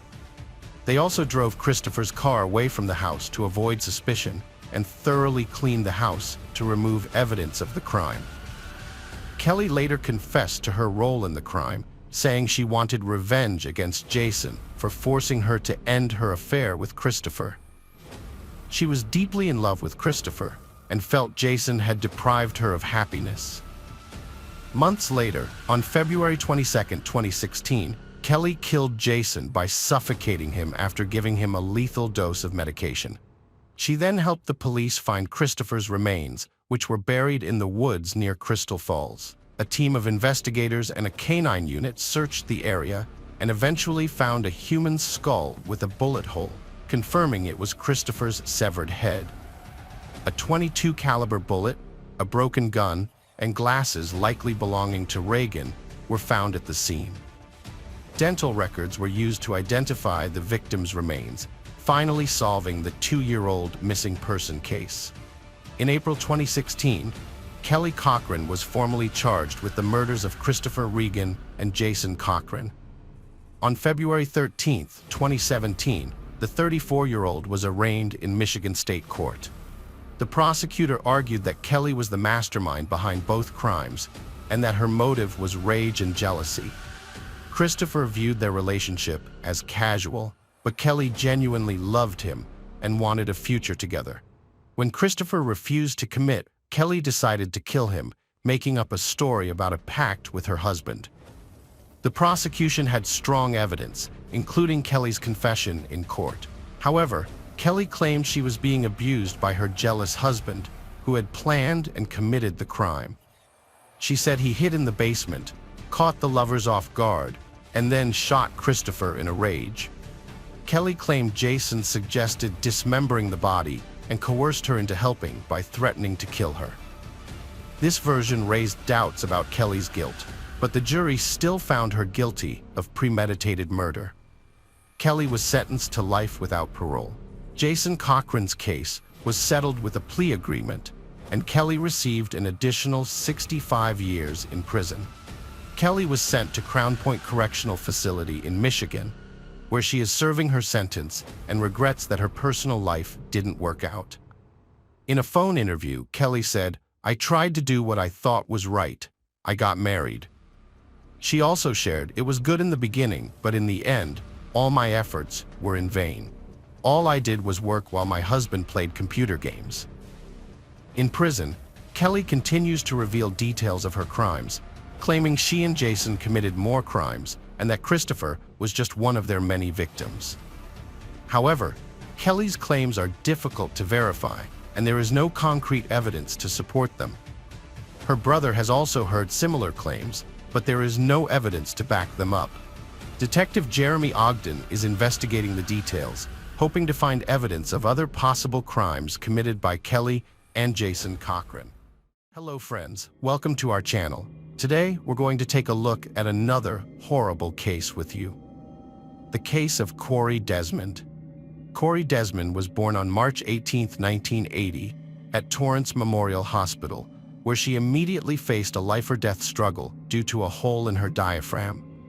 Despite the odds against her, Cory underwent multiple surgeries and defied a 20% chance of survival, not only recovering but thriving as well. Those who knew Cory described her as a bright, self-assured young woman who wasn't afraid to speak her mind. She was energetic, affectionate, and cared deeply for many people. After graduating from North Torrance High School, Cory earned a master's degree in criminal justice from Long Beach State. However, she later changed her mind and decided to pursue a teaching career. Sadly, Cory's life was cut short, but just a week after her passing, a notice arrived in the mail confirming that she had earned her teaching credential. Cory was loved by many and had a special gift for connecting with people. Cory had formed close bonds with her co-workers at various bars and restaurants, which made her want to continue working in the industry despite her family's disapproval. On Saturday, February 14, 2009, Cory finished her shift at a bar at 9:30 p.m. and walked 2 blocks to Street Lounge, a popular bar where many of her friends worked. Surveillance cameras captured her helping out her friends at the bar until it closed around 2 a.m. After that, none of her friends saw her again. 2 days later, on Monday, February 16th, at around 2:20 p.m., the San Bernardino County Sheriff's Office received a call from a driver who was about 100 miles away from the bar where Cory was last seen. The driver had stopped to remove snow chains from his tires when he noticed a strong, unpleasant odor. Initially, he thought it was from an animal that had been hit by a car, but he decided to investigate. A short distance from his car, he found a black plastic garbage bag containing a woman's body. Panicked, the driver ran into the road, flagging down cars and asking someone to call the police, as his phone was out of PIN. The victim, 28-year-old Cory Desmond, was identified through fingerprints and her driver's license. She had suffered a brutal attack, dying from strangulation, with multiple bruises on her face and neck, and head injuries. Despite her efforts to fight back, evident from defense wounds, she succumbed to the assault. Although the exact time of death couldn't be determined, experts estimated that Cory's body had been lying on the street for 12 to 36 hours before it was discovered. Notably, her pants were found unbuttoned and pulled down to her knees, but there was no evidence of sexual assault. Investigators concluded that the location where the body was found was not the site of the murder. The killer likely dumped Cory's body by the side of the road and hoping it would take time for it to be discovered. Before the police found her body, a rainstorm had washed away any potential evidence. Breaking the news to families of the deceased or missing is one of the toughest parts of a policeman's job. The news of Cory's body being discovered in a garbage bag was devastating for her grandmother, with whom Cory was living, and just as shocking for Mark, Cory's father. Mark was well aware of how the system worked and knew that investigations could be delayed for months due to the need for warrants for searches, interrogations, and fingerprinting. He also knew that bureaucratic red tape could slow down the process of solving a crime. Instead of waiting for the police to find Cory's killer, Mark decided to take matters into his own hands. Driven by his love for his daughter, Mark began searching for the person responsible. He discovered Cory's abandoned Jeep Wrangler in an alley near the bar where she worked. He also learned that Cory had gone missing on the night of February 15th, although no one had realized it at the time. Cory's grandmother hadn't been alarmed because Cory was an adult and could have stayed overnight at a friend's house. To piece together the events of the evening, investigators visited the bar where Cory worked as a waitress. They spoke with her co-workers, who revealed that Cory had finished her shift at 9:30 p.m. and then headed to another bar where her friends were working. This was a common routine for Cory, as she would often socialize with her friends and even lend a hand at the bar, earning extra tips in the process. Many regulars at the bar recognized Cory and thought she was a part of the staff. Security cameras confirmed this account, capturing footage of Cory assisting her friends behind the counter. However, on this evening, Cory's luck took a turn for the worse. She got into an argument with a drunk and disorderly man who was making inappropriate comments and inappropriately touching women. When a disruptive man showed up at the bar, Cory stood up for the other patrons and told him he wasn't welcome. The man became furious, but eventually agreed to leave. Cory went back to helping her friends and serving drinks as if nothing had happened, and even though she drank some alcohol that evening, it didn't seem to affect her behavior. After 2 a.m., Cory left the bar alone, planning to head home. But tragically, her body was found 100 miles away the next day. Mark helped the police by sharing any information he could find on TV and appealed to others to come forward with any crucial details. Meanwhile, the police identified the man who had gotten into a fight with Cory before her death. When questioned by investigators, the man claimed not to know Cory Desmond, but admitted to having a big fight with a woman at a bar on February 14th. He blamed his behavior on alcohol, saying it made him lose control, and confirmed that he was kicked out of the bar afterwards and went home to sleep. The man denied any involvement in the crime and agreed to take a polygraph test and let the police search his house and car. The investigators thoroughly searched the suspect's car, looking for any signs of evidence, such as bloodstains, hair, or personal belongings of Cory. Despite the car being dirty inside and out, forensic experts found nothing. They also searched his house, but found no indication of his involvement in the crime. The police then turned to a polygraph test as their last hope to catch the suspect, but he passed it easily, answering all their questions. His wife corroborated his alibi, stating that he returned home before 2 a.m. and went straight to bed. Since Cory left the bar around 2 a.m., it seemed clear that this man was not involved in her death. Consequently, the police removed him from their list of suspects, but they were left with no other leads or persons of interest in the investigation. Investigators looked into her personal life to see if she had any enemies who might have wanted to harm her. They discovered a strange detail. Cory had stopped by the bar where she worked to ask to use the restroom, but the owner refused since the bar was closed and told her to go home. This was around 2:20 a.m., but what happened after that remains unknown because Cory never got in her car and didn't go home. The investigators thought that Cory might have been abducted or attacked near her workplace, but the bar's security cameras didn't capture anything, and there were no witnesses on the street at that late hour. When Cory died, her blood alcohol level was more than 4 times the legal limit for driving, but it's unclear whether she was planning to drive or looking for another way to get home. Unfortunately, Cory didn't encounter anyone who could help her that night. A month into the investigation, the police had checked all leads and found no new suspects, reaching a dead end. However, Cory's father, Mark, was not ready to give up. He rented 3 billboards on Aria Boulevard in Redondo Beach. Information about Cory was displayed on 50 electronic billboards, which eventually led to a breakthrough in the case. In May 2009, the police received a call from a woman named Tiffany who had seen Cory's photo on one of the billboards. Tiffany's tip helped the police solve the case. She was clearly nervous and upset, speaking quietly and rambling at first. However, she eventually composed herself and explained that she thought her boyfriend, Tony Lopez Perez, might have killed Cory Desmond. She added that he had been acting strangely and that she would like to talk to them more about it in person. Tiffany arranged to meet with the detective in a park where she shared her suspicions. She told him that on Valentine's Day, she and Tony had planned a romantic dinner. She spent the evening getting ready, dropping off her kids at her parents' house, getting her hair done, and buying a new red dress, which Tony particularly liked. Tony was working that day, but was supposed to come home around 11:30 p.m.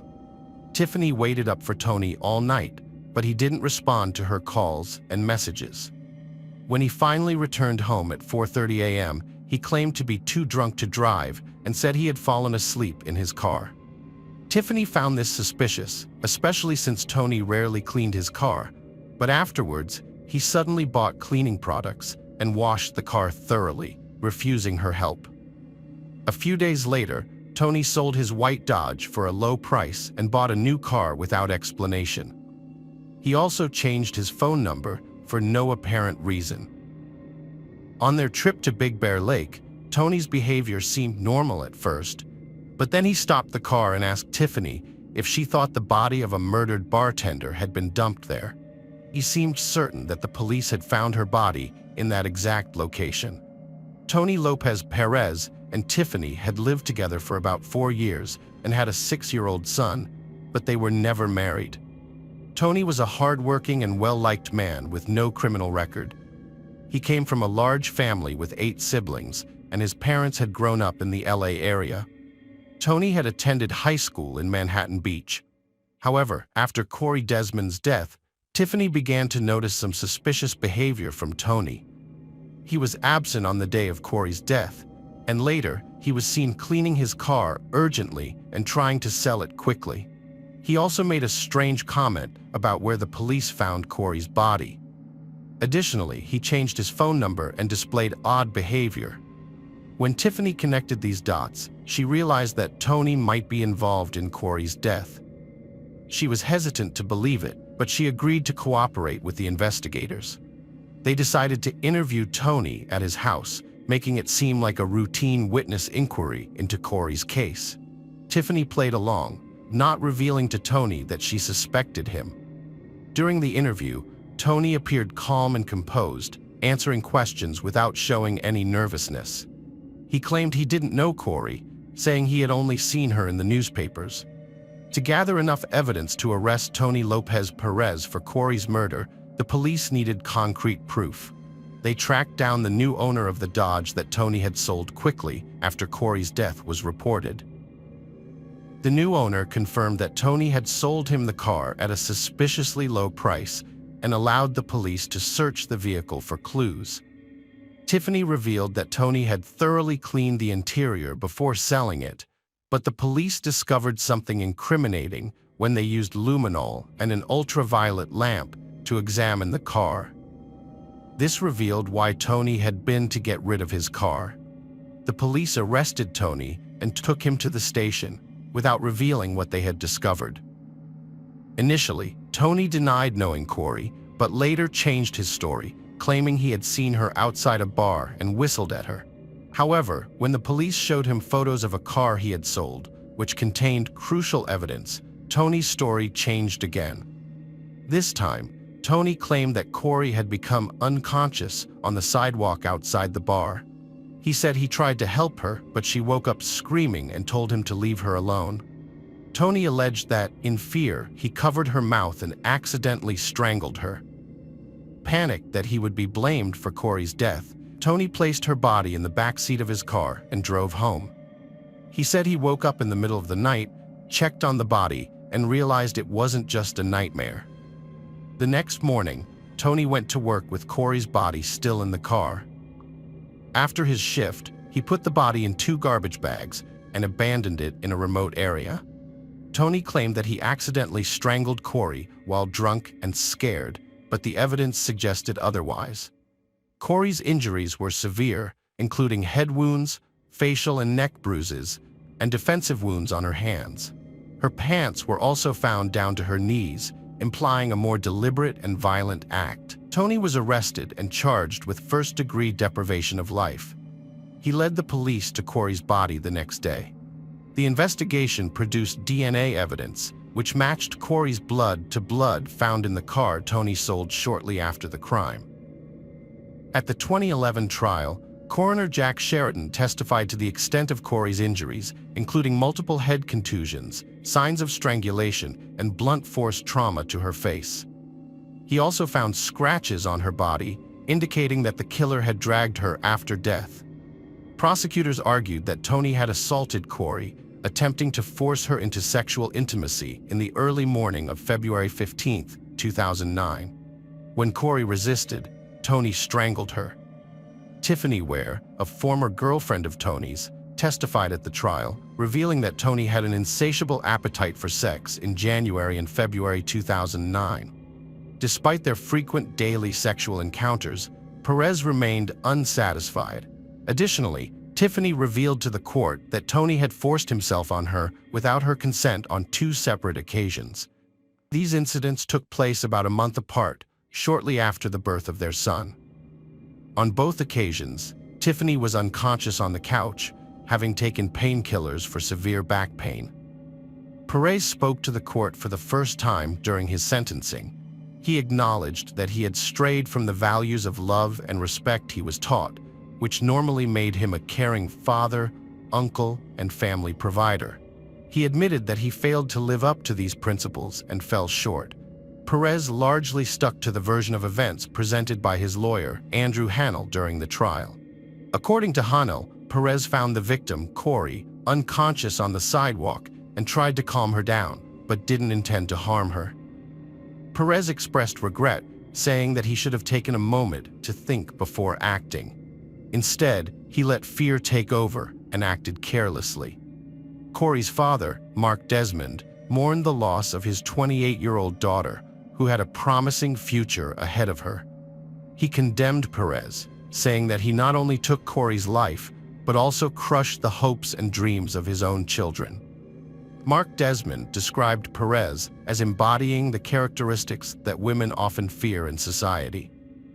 Before being sentenced, Perez asked God in court to show him mercy and apologized to both the Desmond family and his own family for causing them harm.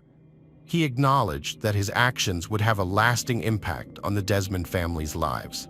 Desmond's grandmother, Beverly, expressed her desire for Perez to never be released from prison and to suffer as much as her granddaughter had. In July 2011, a jury found Tony Lopez Perez guilty of first-degree deprivation of life, resulting in a life imprisonment sentence with the possibility of parole after 25 years.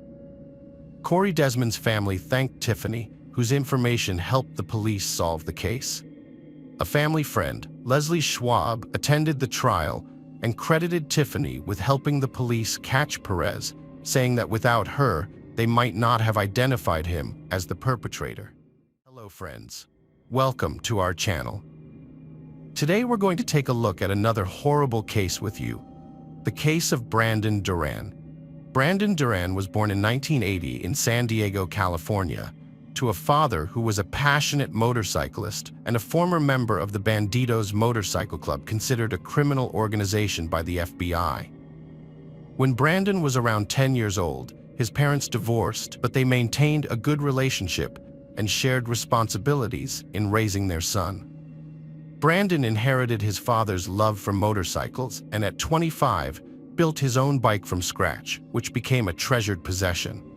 He socialized with other bikers but never joined a motorcycle club. However, his life took a dramatic turn when his father unexpectedly passed away in April 2005, plunging Brandon into depression. To overcome his grief, Brandon decided to make a change in his life and embarked on a road trip to Las Vegas on his motorcycle. During his year-long stay in Vegas, he met Amber Andrews, 24, and they fell deeply in love. Their whirlwind romance led to marriage just 2 months later, and Amber became pregnant soon after. In December 2006, Amber gave birth to their son, Brando. The arrival of his son marked a significant transformation in Brandon's life. He became a devoted father and husband, prioritizing his family over his personal interests and securing a high-paying job. Amber failed to prioritize her new role as a mother, instead continuing to frequent biker gatherings and parties. This led to a rapid deterioration in the young family's relationships, with fights becoming increasingly common. The inevitable outcome was divorce, filed just 4 years after their wedding. Brandon was granted full custody of their child due to his ability to provide for himself and his son, unlike Amber. After the divorce was finalized in 2010, Amber returned to her hometown in Oklahoma, while Brandon went back to San Diego with their son. There, he was reunited with his family, who helped him raise his child. As time passed, Brandon's emotional wounds from the failed marriage began to heal, and he became optimistic about the future. However, in the summer of 2012, Amber unexpectedly showed up at his doorstep, asking for a second chance at their relationship.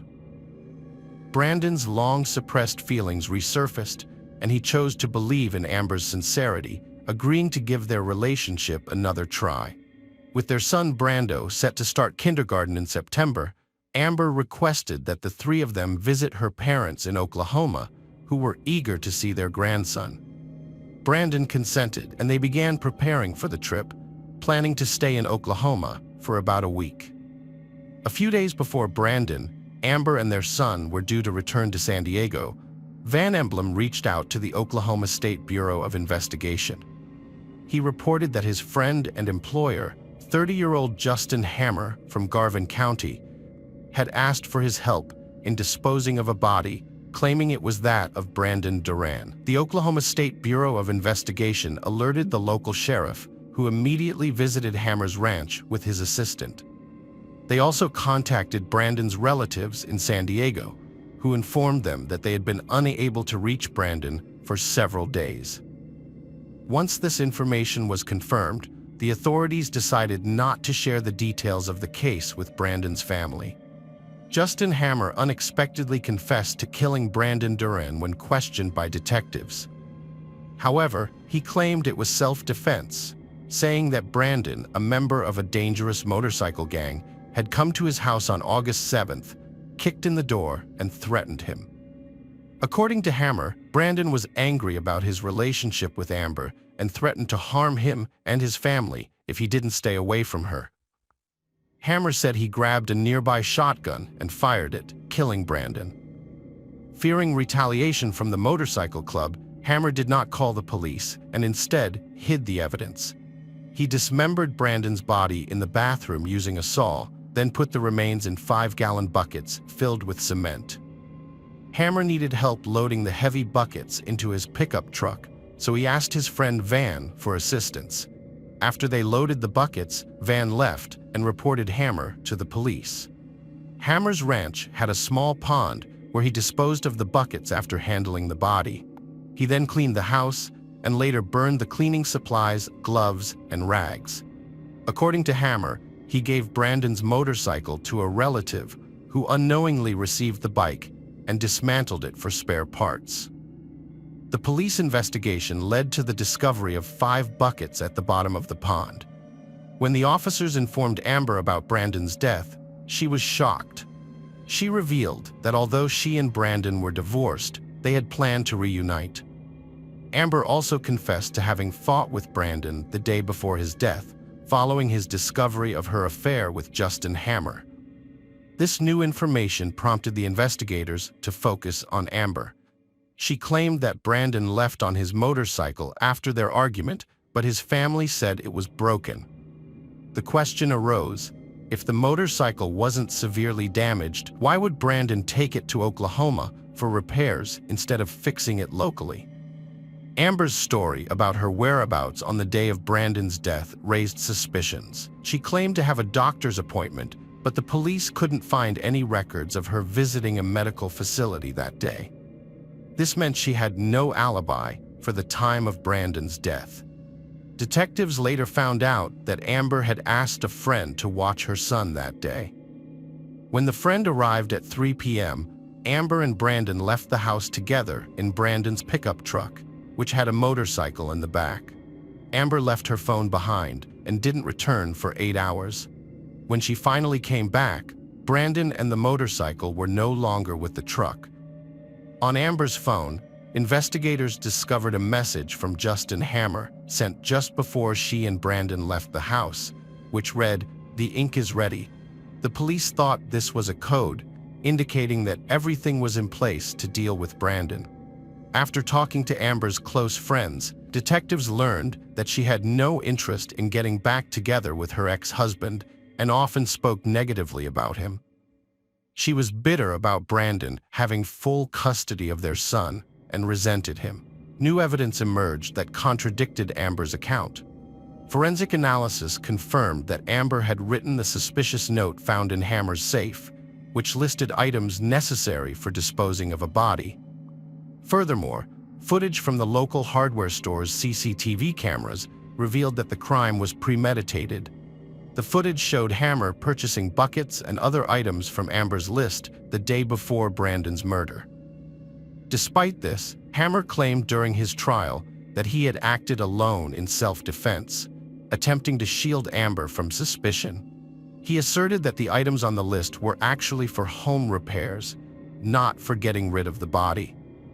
Justin Hammer claimed to have used two weapons during the crime, holding a shotgun in one hand and a pistol in the other. However, investigators found this statement suspicious and unlikely. The trial, expected to last several weeks, surprisingly ended with the jury deliberating for only an hour and a half. They returned with a recommended sentence of life in prison without parole. Assistant District Attorney Jennifer Austin expressed satisfaction with the verdict, stating it was a fitting punishment and brought justice to Brandon Duran's family. She believed the sentence was appropriate. Cindy Ware, Brandon's mother, was overjoyed with the jury's decision and acknowledged that it must have been a difficult one to make. She had been hoping for this outcome for 2 years. In October 2014, Justin Hammer was formally sentenced to life in prison without parole. 2 months later, his wife Amber was arrested and charged with first-degree murder of her ex-husband, desecrating his remains, and conspiracy to commit a felony. Despite pleading not guilty, Amber was denied bail. Amber sat in the courtroom, handcuffed and dressed in a light purple inmate suit, expressing frustration that it had taken 32 months to be reunited with her son. She had only just been allowed to return home to him a month prior, and she was desperate to stay with him until the trial. However, District Judge Jeff Virgin of Norman, Oklahoma, denied her request for bail, agreeing with the prosecution's argument that the seriousness of the allegations against her made her a flight risk. The trial, which began in the spring of 2017, was a long time coming. Over 2 years had passed since Amber was charged. She maintained her innocence, with her lawyers claiming she was not present at the crime scene. Conversely, prosecutors Christy Miller and Jennifer Austin argued that Andrews had the strongest motive to kill Brandon Duran.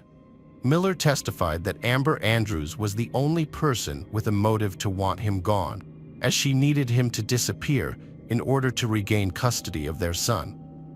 According to Miller, Amber had a strong reason to want him out of the way, and Hammer had a place where the crime could be committed. They thought they had come up with the perfect plan. The prosecutor explained that Amber's motive was to get rid of Duran so she could regain custody of their young son. He pointed out that Amber had been absent from home for 8 hours on the day of Brandon's death, and there was no evidence to support her alibi. The prosecutor suggested that Amber had helped Hammer get rid of the body and clean up the house, neglecting her parental responsibilities in the process. However, the defense attorney, Jay Mendros, argued that the prosecutor's office had not provided any evidence linking Amber to the crime. He told the jurors that when there is no evidence, the prosecution resorts to attacking Amber's character. According to Mendros, the state's case was based on a theory, but there was no concrete evidence to support it. Mendros claimed that Amber was not capable of planning a murder, and that Justin, who was afraid of losing her, had committed the crime. Mendros described the situation as a recipe for disaster, with Duran visiting Oklahoma to rekindle his romance with Amber, while Hammer, who had been Amber's boyfriend for a year, feared losing her to Duran.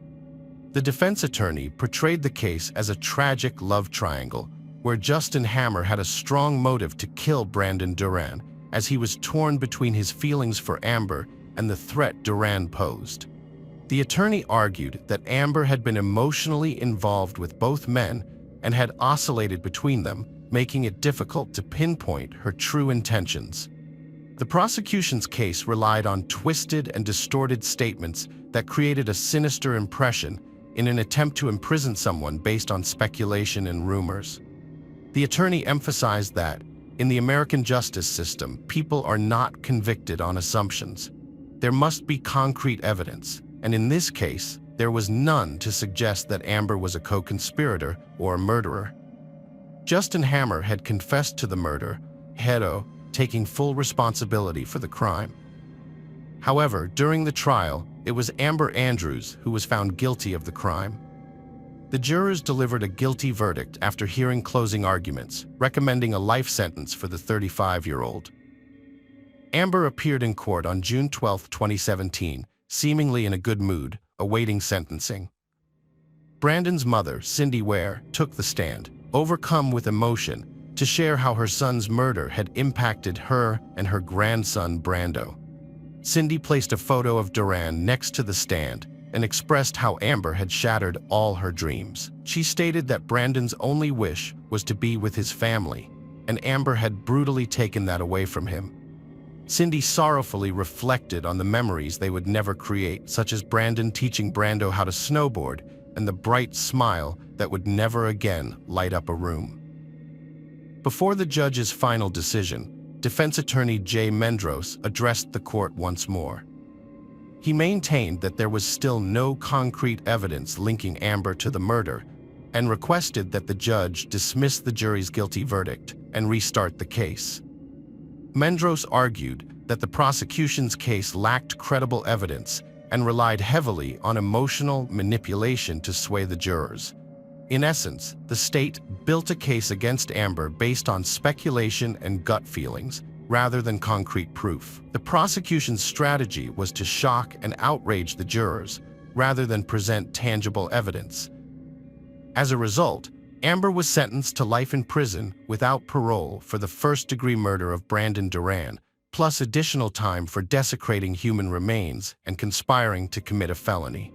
Meanwhile, Justin Hammer is currently serving his sentence at the Oklahoma State Penitentiary in McAlester, Oklahoma, while Amber Andrews is incarcerated at the Mabel Bassett Correctional Center in McLeod, Oklahoma. Brandon Duran has been in the care of the Oklahoma Department of Human Services since August 7, 2012, living with a foster family. In January 2013, Brando was finally allowed to return to San Diego to live with his grandmother, Cindy, after a long and difficult court battle. However, this was not the end of the fight. It took Cindy 5 more years to gain full legal custody of Brando. Once the custody battle was over, Cindy and her relatives sat down with Brando to explain the truth about the verdict and what had happened to his mother.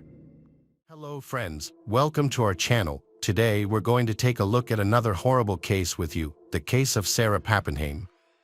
Sarah Papenheim was born on January 30th, 1997, in Minnesota. She was the second child of Donnie Odegaard and Jerry Papenheim, with an older brother named Josh. The siblings developed a strong bond as they grew older. When Sarah was in 2nd grade, her family relocated from Minneapolis to Redding, California. She graduated from Foothill High School in 2015, where she was an active member of the school band and played the drums. Sarah was passionate about music, especially drumming. She was a skilled drummer and regularly played at jam sessions in Redding. As one of the few female drummers, she stood out on stage. When Sarah was 18, she moved back to her hometown in Minnesota with her mother and brother after her parents got divorced. There, she continued to play drums at different venues and eventually met Bernard Allison, a famous blues guitarist and singer. Allison was impressed with her skills and invited her to join him on stage occasionally. By the time Sarah turned 19, she had become a local celebrity among blues fans, known for her bright smile, which earned her the nickname Ronald McDonald. Meanwhile, her brother Josh was struggling with depression and mental health issues after their parents' divorce. Tragically, on an ordinary day in February 2016, the police arrived at their doorstep and delivered devastating news to Sarah's mother. Josh took his own life at the age of 20, leaving his loved ones, especially his mother Sarah, heartbroken. The bond between Sarah and Josh was incredibly strong, and his passing devastated her. To cope with her loss and to help others who struggle with mental health, Sarah decided to study psychology. She had been in touch with Nico Carson Major, who lived in the Netherlands, and she moved there to pursue her studies. At Erasmus University in Rotterdam, Sarah began her psychology program with Nico's support, who not only helped her navigate her grief but also assisted her with her studies as a native speaker. Sarah's passion for music never faded despite her focus on studies and work. She stayed in touch with Bernard Allison, a musician she had performed with, and shared her dream of buying a drum kit. In January 2017, Bernard's band toured Europe, and on Sarah's 20th birthday, January 30th, she attended Bernard's concert in Germany with Nico. Bernard spotted her in the audience, invited her on stage, and let her play the drums with them, just like old times. Sarah lived on the third floor of an apartment complex near the university in Rotterdam. As 2018 drew to a close, she planned to spend Christmas in the United States and booked a flight for a week before New Year's Eve. However, on December 12th, her life took a devastating turn. When a police officer appeared at her doorstep, just like in 2016 when her son had passed away, Sarah's legs began to shake. She instinctively knew what the officer was about to tell her, but couldn't bear the thought of losing another loved one. When the officer informed Sarah's mother that her daughter had passed away, she was overcome with grief and lost consciousness. This devastating news came just a year after the loss of her son, who had died at the age of 20. Sarah was only 21 years old. Sarah lived in a student complex on the third floor, where she rented an apartment with her roommate, Joel Schelling. Joel was also a musician, and music was the common interest that brought them together. Unlike Sarah, who was outgoing and always smiling, Joel was more reserved and had a temper. Despite their occasional quarrels, Sarah remained a supportive friend to Joel, often calming him down when he became angry. However, the situation took a turn for the worse over time. Just 6 days before her death, Sarah confided in her friend Adam Pryor that she was afraid of Joel, who had threatened to harm 3 people he disliked. Sarah knew she had to go to the police.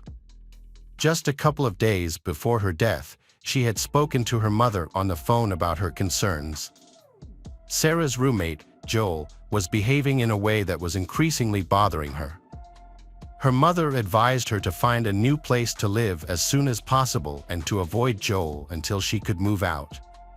On December 12, 2018, at 12:20 p.m., the police received a call from Sarah and Joel's next-door neighbors, who reported hearing a loud fight and then Sarah screaming.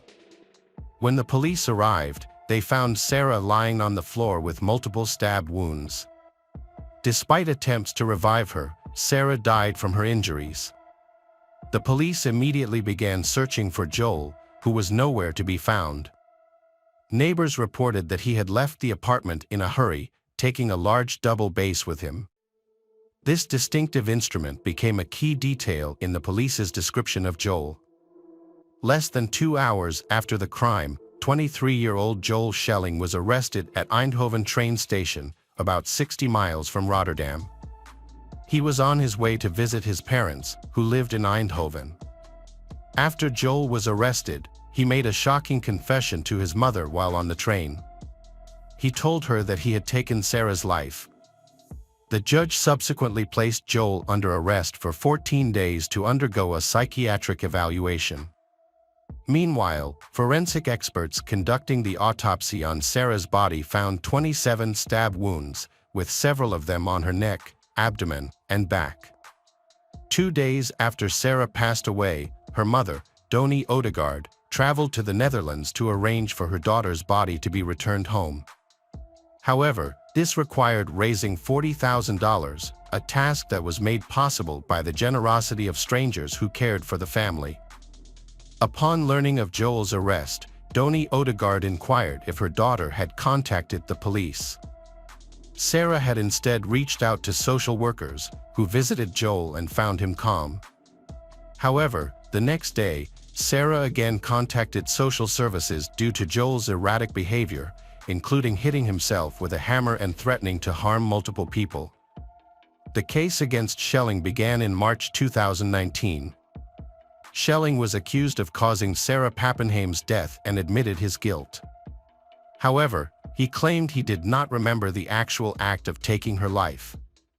According to Schelling, he recalled fighting with Sarah, but his next memory was of being in the shower, cleaning himself.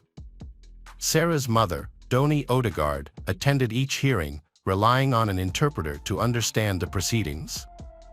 During the trial, Schelling stated that he suffered from delirium and heard voices in his head. However, when asked if these voices had instructed him to fight with Sarah, Schelling said he did not know and could not recall. He also could not remember the cause of their fight. Prior to the verdict, experts testified that Schelling suffered from multiple disorders and required long-term treatment. Despite this, they concluded that Schelling was responsible for Sarah's death. The verdict was announced in December 2019. Sarah Papenheim's death occurred before she could receive a response to her second request for support, after her initial request for assistance from social workers went unresponded due to the specialist's unavailability. The medics concluded that Schelling was aware of the initial fight and scuffle with Sarah and had the opportunity to either stop the altercation or grab the knife. By choosing the latter, he should be held accountable for his actions. The prosecutor requested a 10-year prison sentence, but the judge in Rotterdam gave Schelling a 6-year prison term, followed by an indefinite sentence in a psychiatric hospital. The court reduced the sentence from 10 years due to Schelling's relatively young age and his significantly diminished mental capacity at the time of the crime. This means that the court did not consider Schelling fully responsible for his actions.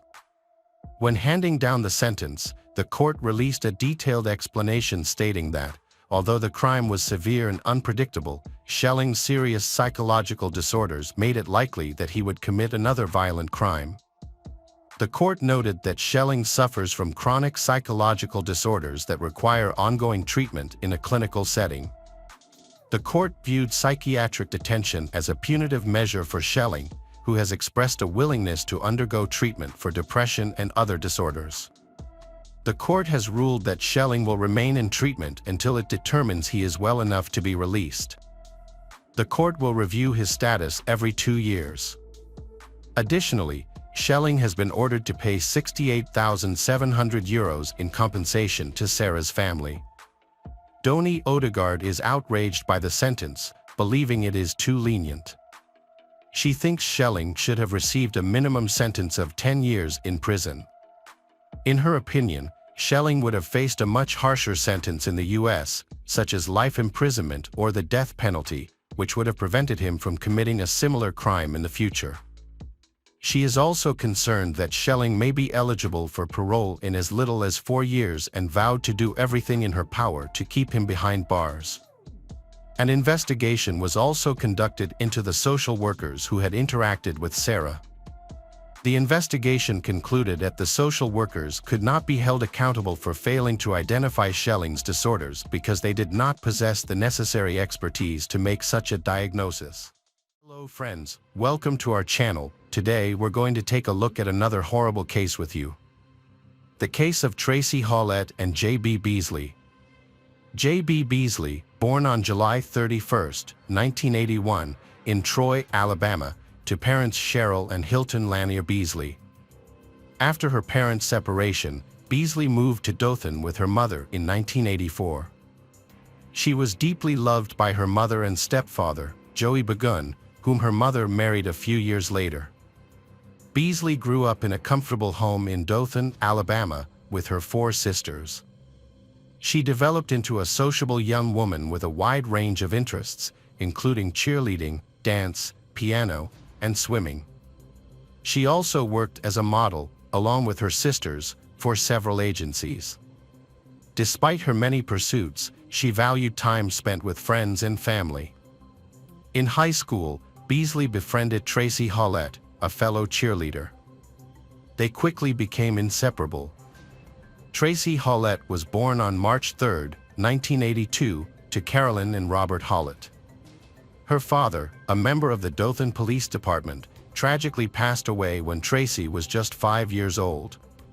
Her mother, Carolyn, later remarried a man named Mike Roberts, who helped raise Tracy Shouitt alongside her mother. Tracy Shouitt was a shy but selfless person who always put others before herself. She was particularly protective of her 2 younger brothers and took her responsibilities as an older sister seriously. Like Beasley, Tracy Shouitt attended Northview High School, earning good grades and participating as a cheerleader. As Beasley and Tracy Shouitt were transitioning into adulthood, they were unaware of the tragic events that would soon shatter their hopes and dreams. On the evening of July 31, 1999, around 10:05 p.m., they friends left Dothan in JB Beasley's black 1993 Mazda 929, heading to a birthday party in Headland, just a few miles north. However, their unfamiliarity with the roads soon led them into difficulty. Beasley and Tracy Shouitt started their trip but took a wrong turn shortly after leaving their hometown, becoming lost.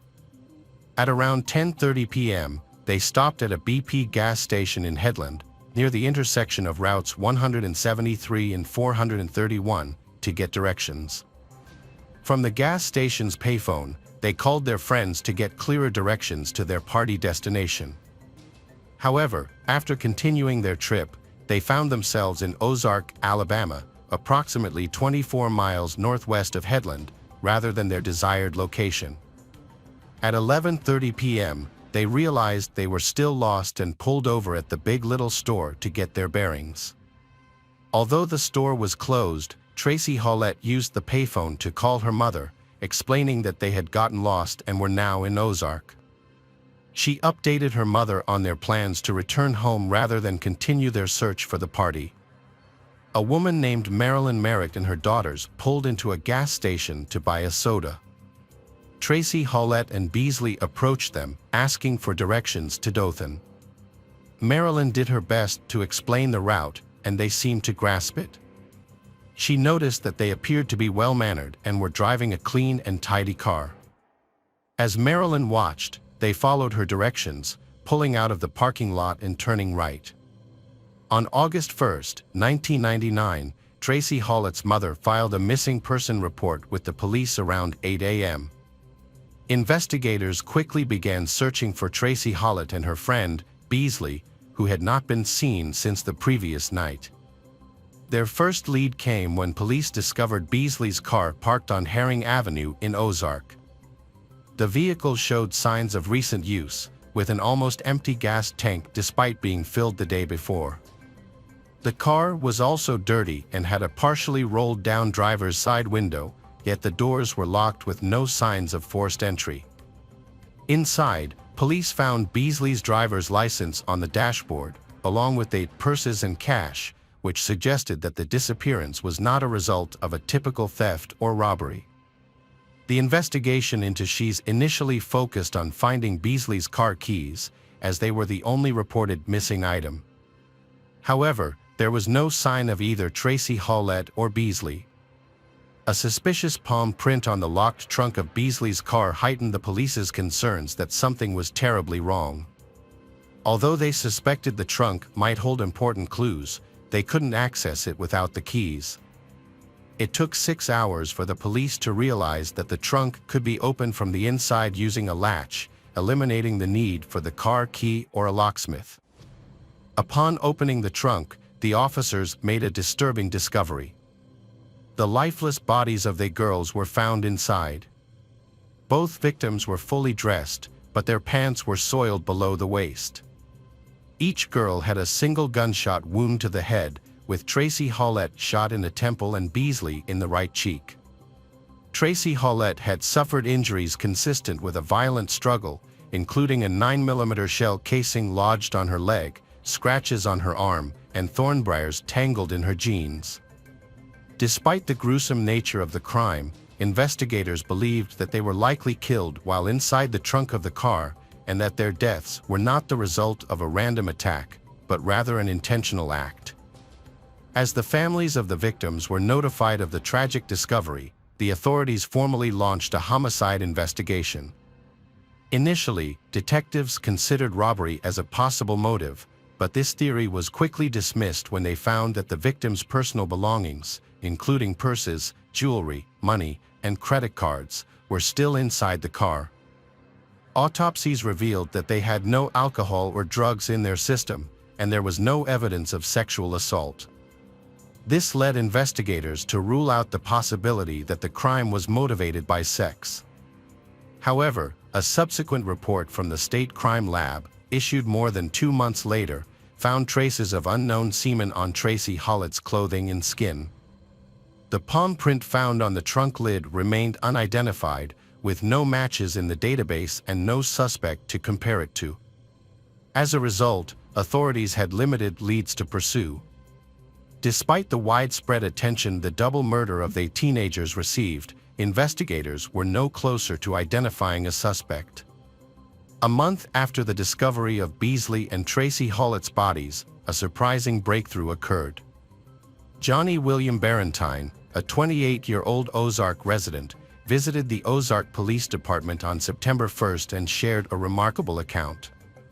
He claimed to have witnessed the double murder, stating that he had seen the incident on the same night as the crimes, around the time Tracy Houitt made a call from the Big Little Store's payphone. According to Barentine, he had been out buying milk for his 2-year-old son when he stumbled upon the horrific event. He returned home at 1 a.m., visibly upset, and told his wife that he had been in a collision with a black truck near Herring Road. After sharing this incident with friends in the days that followed Tracy Houitt and Beasley's murder, they encouraged him to report it to the police. They suggested that this information might be connected to the murders and could help the police solve the case, ultimately leading to the reward. During a 4-hour interview with Ozark police, Barentine's account of the events surrounding the killings changed 6 times.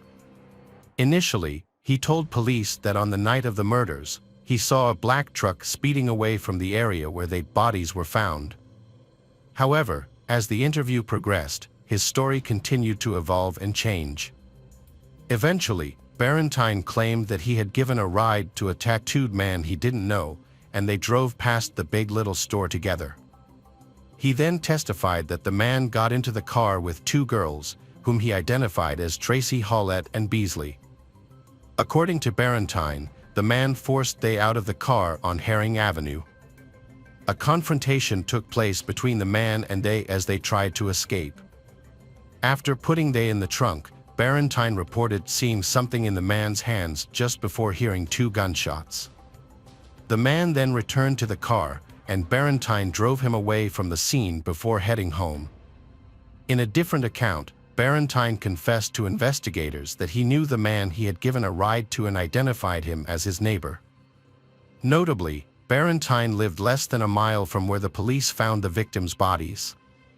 Johnny Barentine was named the prime suspect in the murders of Beasley and Tracy Houitt, but his story raised several red flags. He failed to mention any sexual activity that would explain the semen found on Beasley's clothing and body. Additionally, the neighbor he implicated had a solid alibi for the time of the crime. Barentine's appearance in his mugshot also seemed suspicious, as he looked startled and disheveled, as if he had just been awoken from a deep sleep. Despite these inconsistencies, police initially believed they had the right person. However, Barentine soon confessed that he had fabricated his entire story to collect the reward money. Surprisingly, at the preliminary hearing on September 21st, Alabama Bureau of Investigation agent Charles Huggins testified that Barentine was able to accurately describe her clothing and other details consistent with the crime scene, which suggested that he may have had some knowledge of the events. After his arrest, Papenheim was held in the Dale County Jail in Ozark without the possibility of bail. At a bond hearing on October 18, Papenheim claimed he was not involved in the killings. He told the judge that he had not picked up a tattooed man and had not witnessed anything on the night of the murders. According to Papenheim, he had gone to the BP station around 11 p.m. to buy milk for his child and later fabricated a story to collect the reward money. The judge denied Papenheim's request for bond, and he returned to jail. Despite the challenges, Papenheim's family continued to support him. They gave interviews to the media, stating that he was innocent and incapable of harming anyone. Papenheim's lawyer, Bill Kimmons, also maintained his client's innocence, stating that the prolonged interrogation had taken a toll on him, causing him to become entangled in his own web of deceit. During police questioning, Papenheim was not informed that he was free to leave or use the bathroom at any time. His defense team highlighted that he had limited education, having only completed the 7th grade and part of the 8th grade, and was in special education classes, which suggested he lacked the capacity to plan a complex crime. He was eventually released from jail on December 17, 1999, when DNA evidence revealed that his DNA did not match the semen found on the victim's body and clothing. In January 2000, a grand jury in Dale County declined to indict Papenheim, effectively clearing him as a suspect in the double murder. The investigation suffered a setback after Papenheim's clearance, and the methods used by investigators were criticized. Questions arose about the Ozark Police Department's ability to handle the case. Despite this, the police still had several potential suspects under consideration. A Michigan man was considered a key suspect due to his proximity to the scene and suspicious behavior. He was in the area on the night of the murders and attended a party near where Beasley's car was found. Within days, he left town, raising suspicions. Investigators made 3 trips to Michigan to interview him, but he was unable to provide a solid alibi for hours on the night of the murder. Police were initially interested in 2 key leads, a person of interest whose DNA didn't match the crime scene, and a driver of a small white pickup truck captured on surveillance footage. The video showed the truck at the gas pumps at the same time the victims, Beasley and Tracy Shouitt, were nearby at the payphone. However, no record of a gas purchase existed, and the video was of poor quality, making it impossible to clearly identify the driver or determine if anyone got out of the truck. The police released a photo of the truck a month later, asking for the public's help in identifying the driver. Unfortunately, no one came forward with any information, and the lead eventually disappeared. The investigation's last lead was a man from Mississippi who had been arrested in Jones County on an outstanding warrant for possessing drug paraphernalia. He had been visiting relatives in Ozark, but departed 2 days after the murders. Investigators wanted to question him, but ultimately, he provided no significant information. Due to lack of evidence, they were forced to release him. In March 2000, a woman came forward, claiming she heard screams and 2 gunshots near Highway 123 South, just inside the city limits, on the night of the murders. She admitted she had been scared to report it earlier. Police searched the area based on her description and found a 9mm bullet, the same type used to kill they. However, the bullet's brand did not match the brand of the bullet shell casing found on Tracy's body. The unspent bullet found no useful markings for forensic comparison to other evidence, ruling out another potential lead in the case. Despite this and other dead ends over the years, investigators remained hopeful for a DNA match. As the families of Beasley and Tracy Shouitt tried to move on with their lives, the case eventually went cold. Years later, new information rekindled the investigation. In 2015, a bombshell accusation shook the case.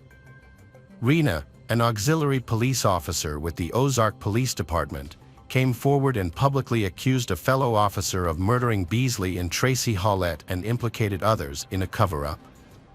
Rena made several disturbing allegations regarding the Ozark Police Department. She claimed that on July 31, 1999, a police officer stopped Beasley and demanded to know the location of cassette tapes containing incriminating conversations about the police department's involvement in cocaine trafficking. According to Rena, this confrontation led to the tragic murder of 2 innocent teenagers.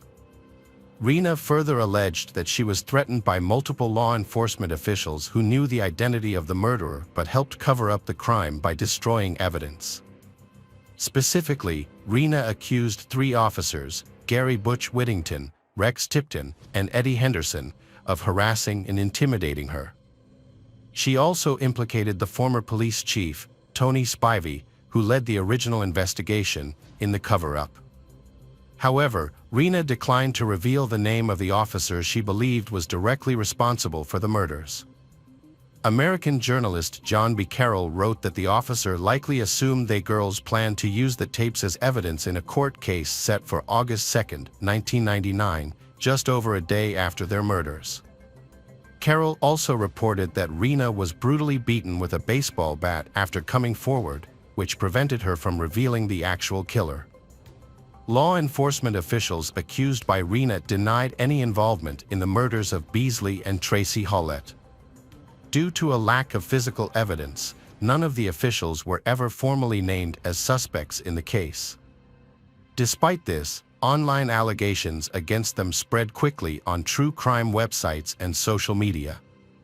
As a result, Keith Coffin, Rex Tipton, Tony Spivey, Eddie Henderson, and Gary Butch Whittington from the Ozark, Alabama Police Department sued Rena Crum, John B. Carroll for defamation in 2016.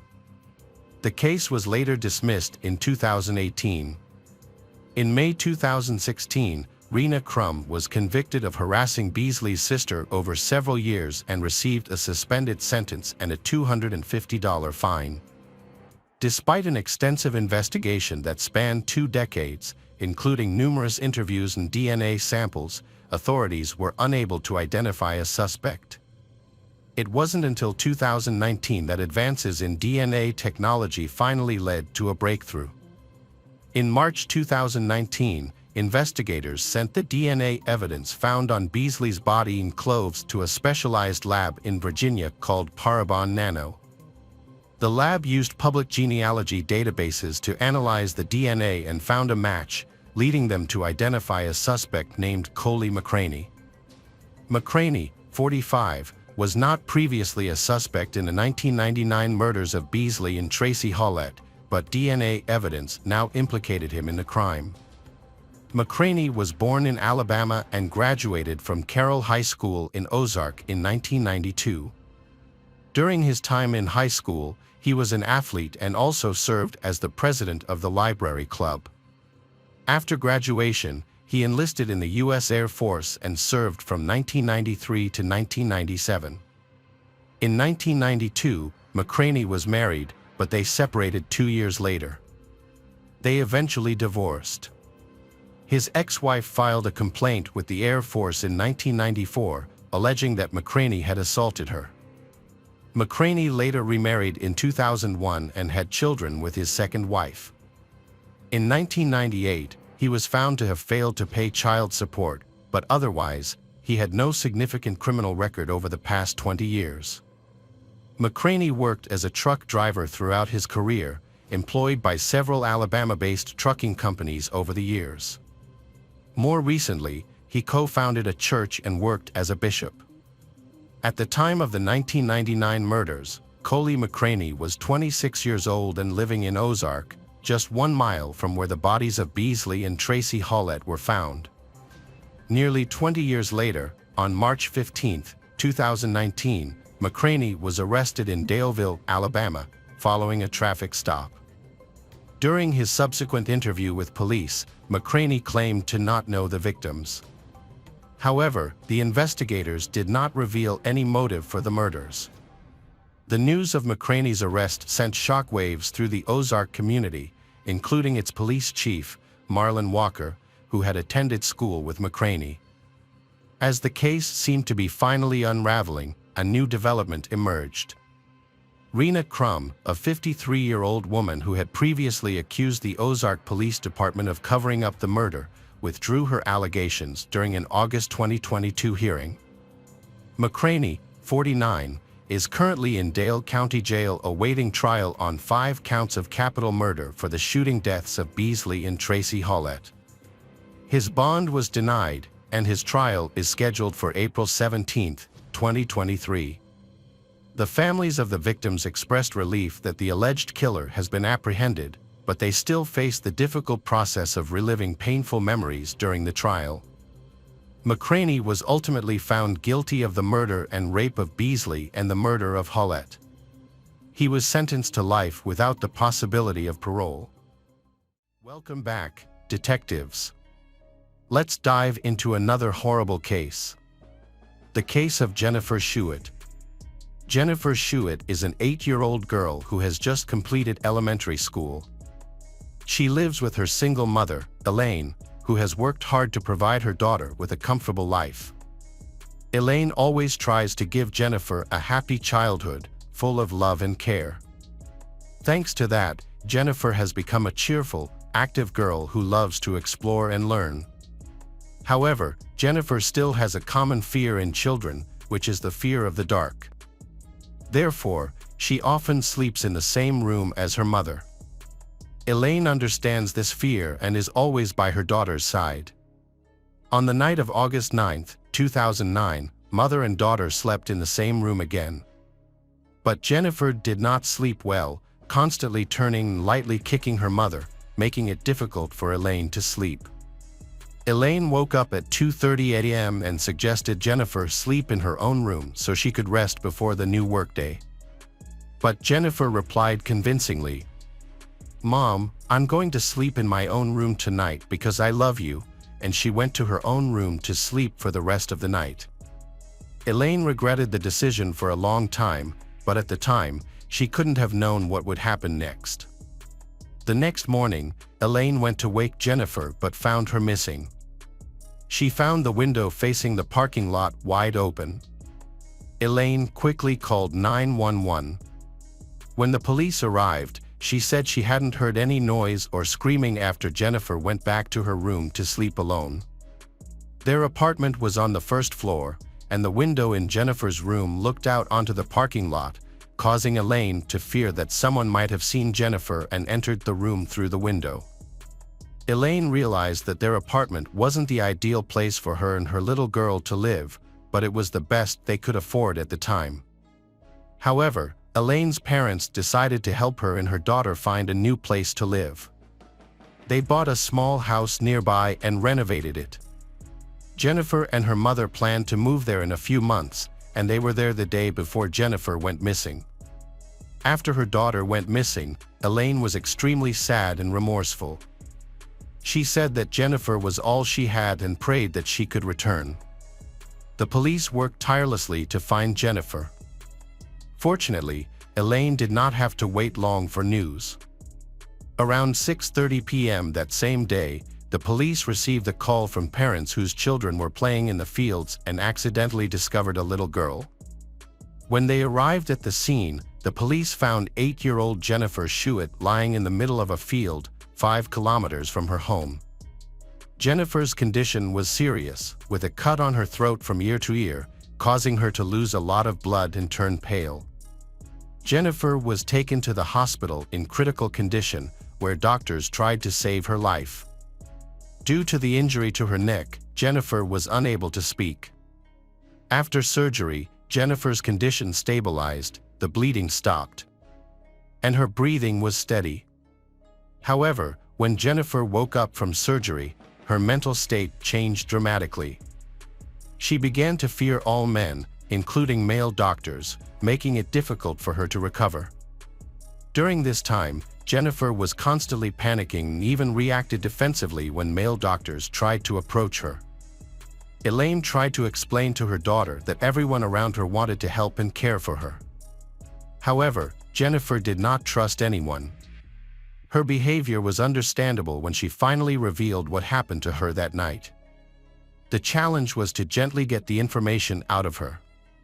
Now, considering she was only 8 years old, this was really difficult. Jennifer was too scared to speak directly to the investigators, so the detectives gave her a notebook and pen to write down her answers to their questions. Because she was afraid of men, Jennifer wrote a letter to her mother, who then forwarded it to the police. Although she was only 8 years old, Jennifer's written responses were surprisingly detailed and accurate. Jennifer explained that she went into her room, turned on the lights, and began reading a book to help her fall asleep. She eventually fell asleep but was then awakened by a stranger who carried her out of the house. The stranger ran down the sidewalk with Jennifer in his arms. As soon as Jennifer realized what was happening, she tried to scream, but the stranger covered her nose and mouth. The stranger then put Jennifer in his car and identified himself as an undercover police officer. However, Jennifer's instincts told her that something was wrong. She looked around and saw her mother's car in the parking lot, which made her even more confused about where they were going and why. Jennifer had been taught that the police were trustworthy, but she had also been warned not to trust strangers. Her fear and recent experiences with strangers made her suspicious of the stranger's words, and she sensed that something was wrong. Jennifer asked the stranger to drop her off at her grandparents' house. But he refused, saying that they were not home.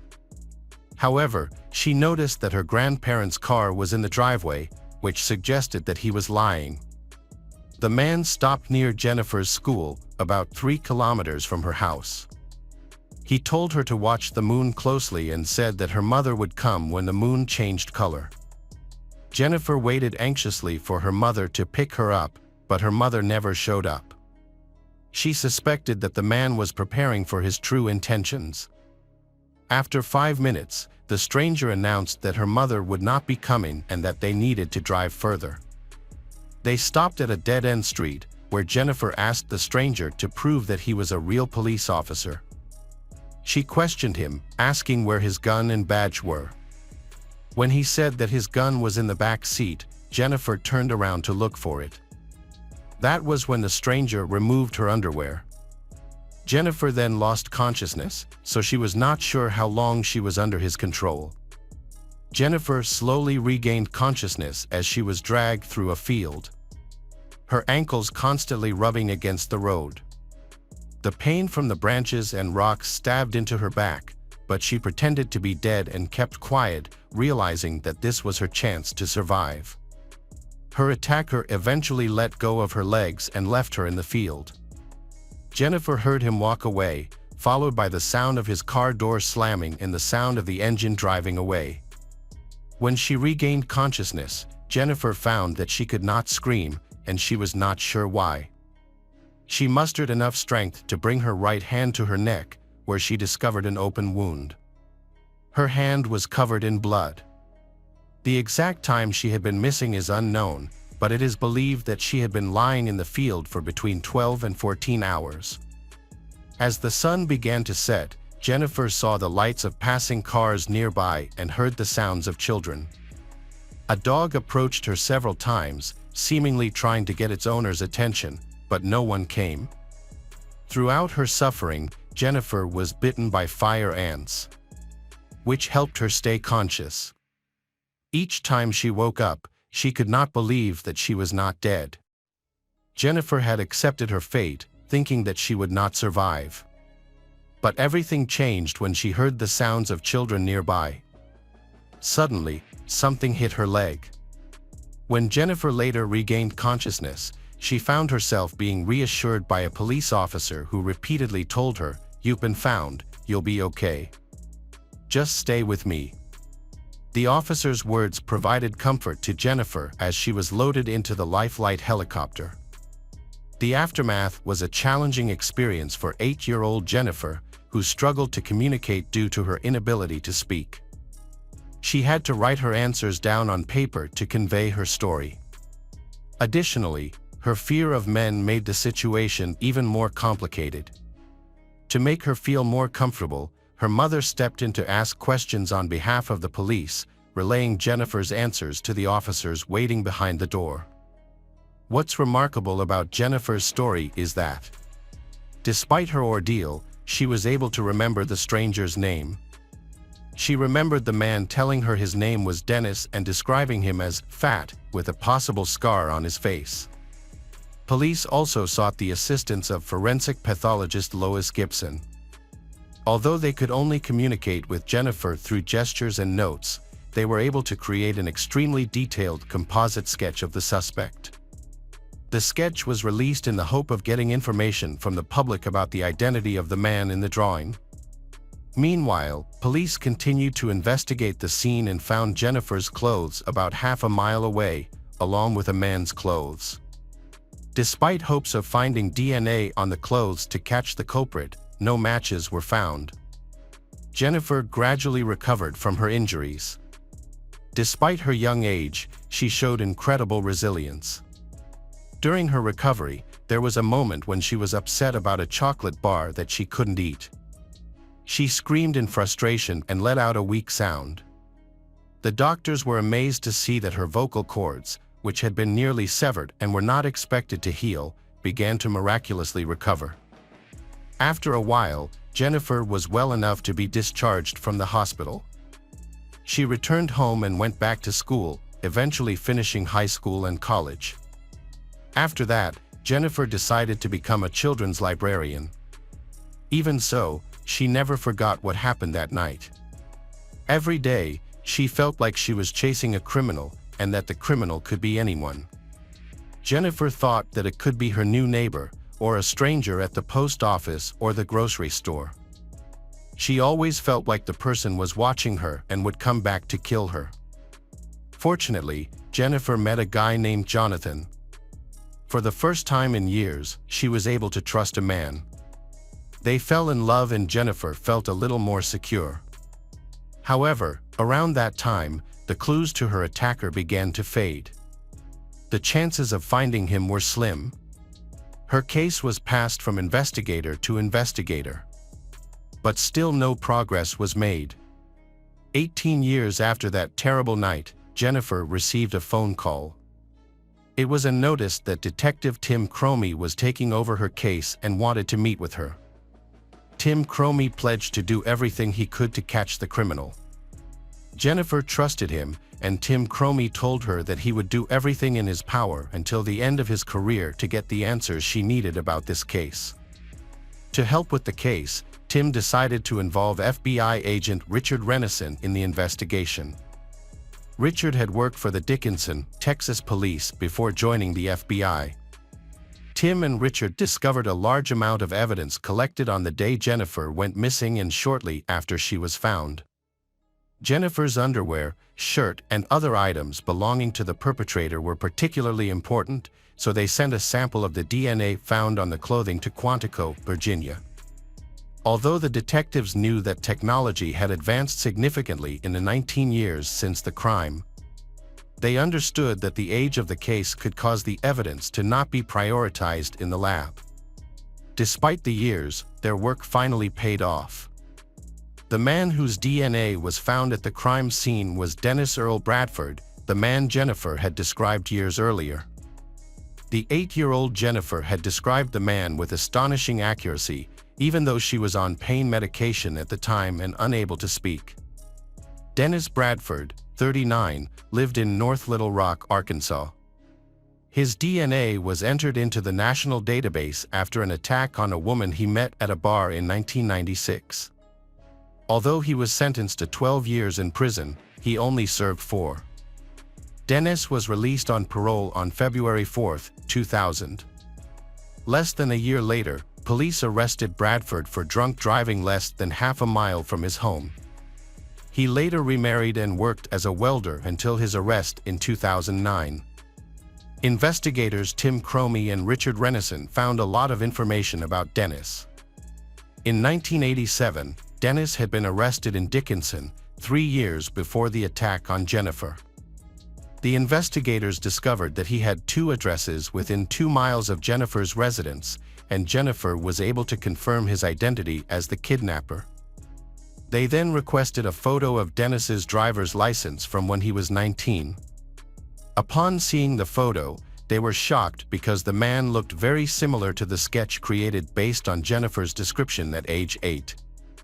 On October 19, 2009, Dennis Cyril Bradford was arrested. However, he claimed that he did not remember why he stopped near Jennifer's residence or why he had mistreated her. Dennis also revealed a detail that investigators did not know. After the attack, he felt so overwhelmed by guilt that he attempted suicide with a handgun. Despite reaching for the gun, Dennis was ultimately unable to pull the trigger and decided to seek psychiatric help. During his stay at the psychiatric hospital, Dennis accidentally visited the hospital where Jennifer was still a patient, and he was very close to her at the time. Immediately after the interview, the detectives informed Jennifer of Dennis Bradford's arrest. She expressed gratitude to the detectives, especially Detective Tim Cromie and Agent Richard Renison, for their efforts and their promise not to drop the case. She also admitted that she looked forward to facing Dennis Bradford in court because he was willing to plead guilty and not drag out the trial. Jennifer was given the opportunity to choose a court date, and she chose August 10, the 20th anniversary of the attack. A turning point in the case came on May 10, 2010, a few months before the trial, when Dennis hanged himself in his cell. Jennifer faced another challenge in her life due to the trauma Dennis caused. She almost lost the ability to conceive. Fortunately, Dr. Craig Witz, after hearing Jennifer's story, generously offered her his services for free twice in late 2012. As a happy ending, Jennifer and her husband eventually welcomed their daughter Jenna and then their son Jonah. Hello again, true crime fans. We've got another mysterious case to explore. The case of Sheila Vaughn Wees. Sheila Vaughn Wees was born into a loving and respectful family. However, as she grew older, she struggled to instill these values in her daughter, who became stubborn and disobedient, eventually leading to tragedy. On June 10, 1952, Neil Wees and Liz Lenore Allen welcomed their daughter, Sheila. Neil was a World War I veteran who had served in the United States Air Force, and Liz worked as an accountant. The couple had 3 children, Sheila, Bill, and Deborah, and they lived in Minneapolis. Sheila did very well in school and was an excellent student. She then went to Boston University, graduating with a master's degree in political science. After graduation, she worked at a publishing house, where she interacted with several famous people.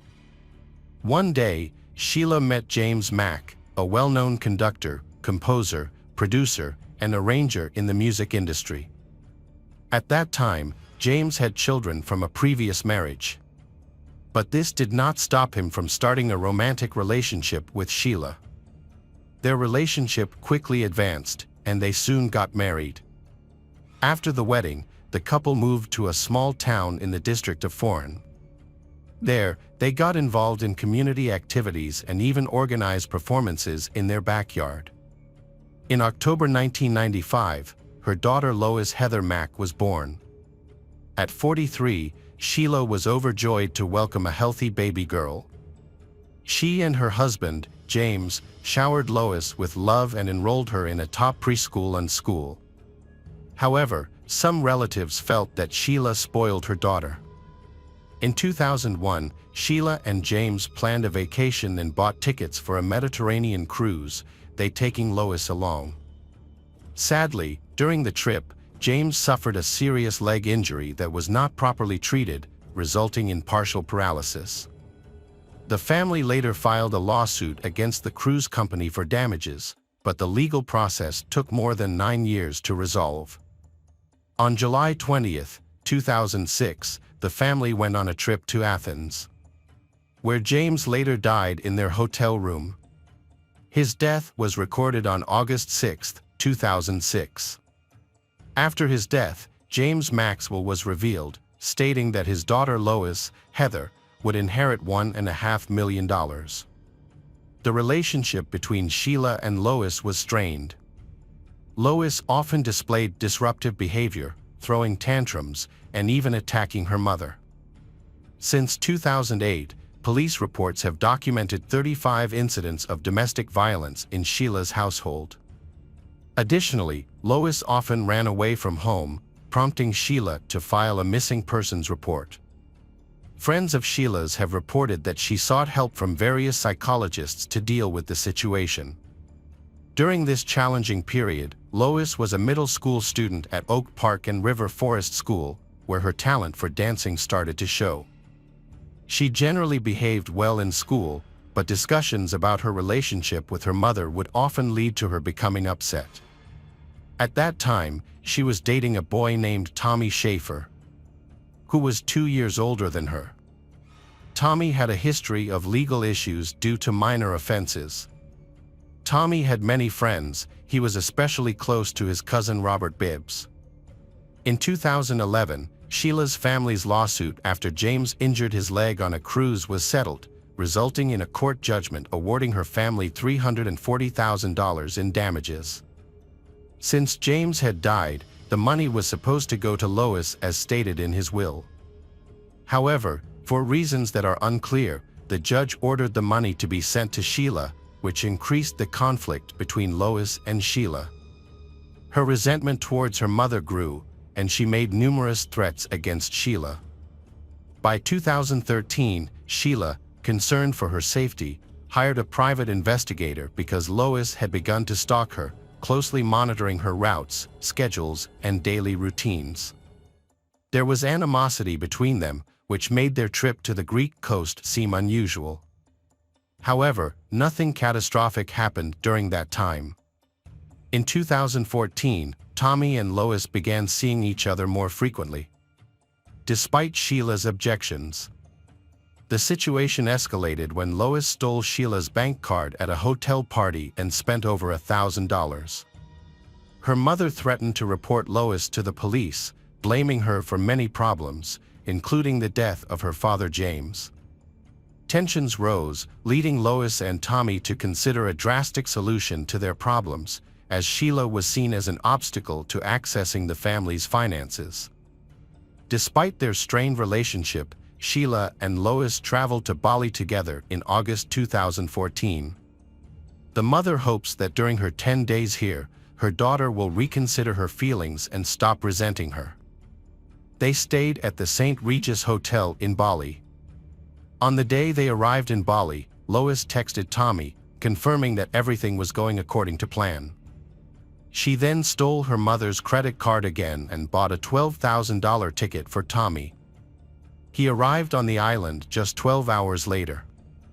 Meanwhile, Lois was arguing with her mother at the hotel, this time about the news of her pregnancy.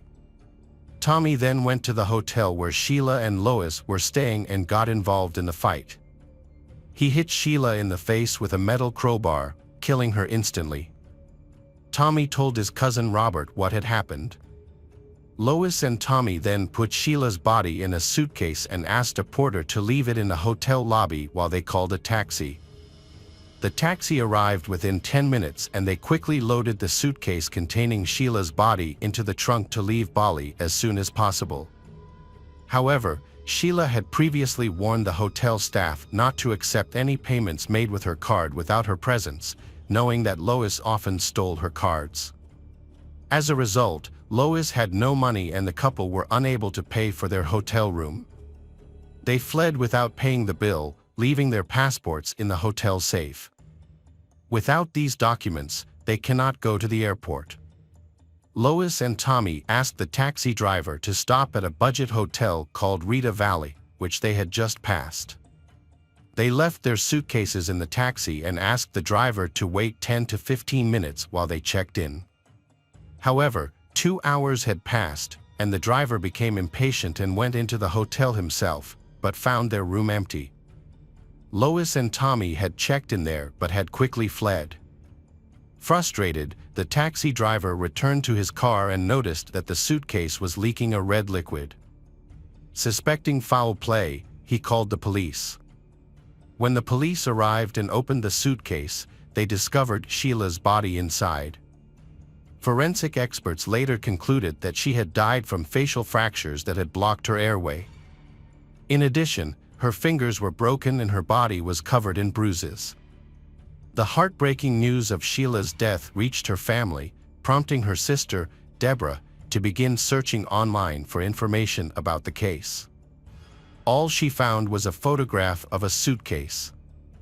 As details of the murder were reported in the media, public interest grew. Staff at the Rita Suitcase Hotel informed police that a young couple had checked in that night without luggage. When hotel staff asked them to provide their full names for internet use, they complied, knowing that this was required. The police were quick to obtain the couple's information. Police began to go to the room the couple was staying in. Hotel staff said the room had been searched and was empty. However, the couple had secretly returned to the room because they had nowhere else to go and were exhausted. They were sleeping when police found them. Lois and Tommy were taken to the police station for questioning. They gave conflicting stories about being attacked by a gang at the St. Regis Hotel and claimed that the robbers had killed Sheila. While the couple's testimony was inconsistent, the hotel staff and taxi driver remained consistent in their tests. As a result, Lois and Tommy were arrested for murder.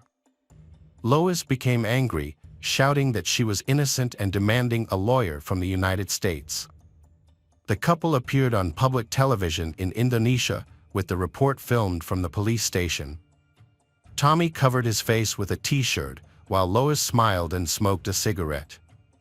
They were then transferred to Lessenpar Prison, which houses serious criminals and murderers. Sheila's body was returned home for burial. Her case attracted international attention. During the proceedings, Lois underwent several psychological evaluations, but the results were not considered in the verdict. As the investigation progressed, police discovered more details about the case and the media reported that Lois was pregnant. Then on March 17, 2015, a baby girl named Stella was born. The police allowed Lois to see her baby, but only within the confines of the prison. The baby was healthy, but had an extra finger on his left hand that required surgery to remove. At the hearing, Tommy cried as he claimed that he was defending himself against an aggressive Sheila. He said that she attacked him when she found out about Lois's pregnancy. He also said that Lois often expressed a desire to escape her difficult mother. Lois' testimony contradicted Tommy's. She said she never wanted her mother to die.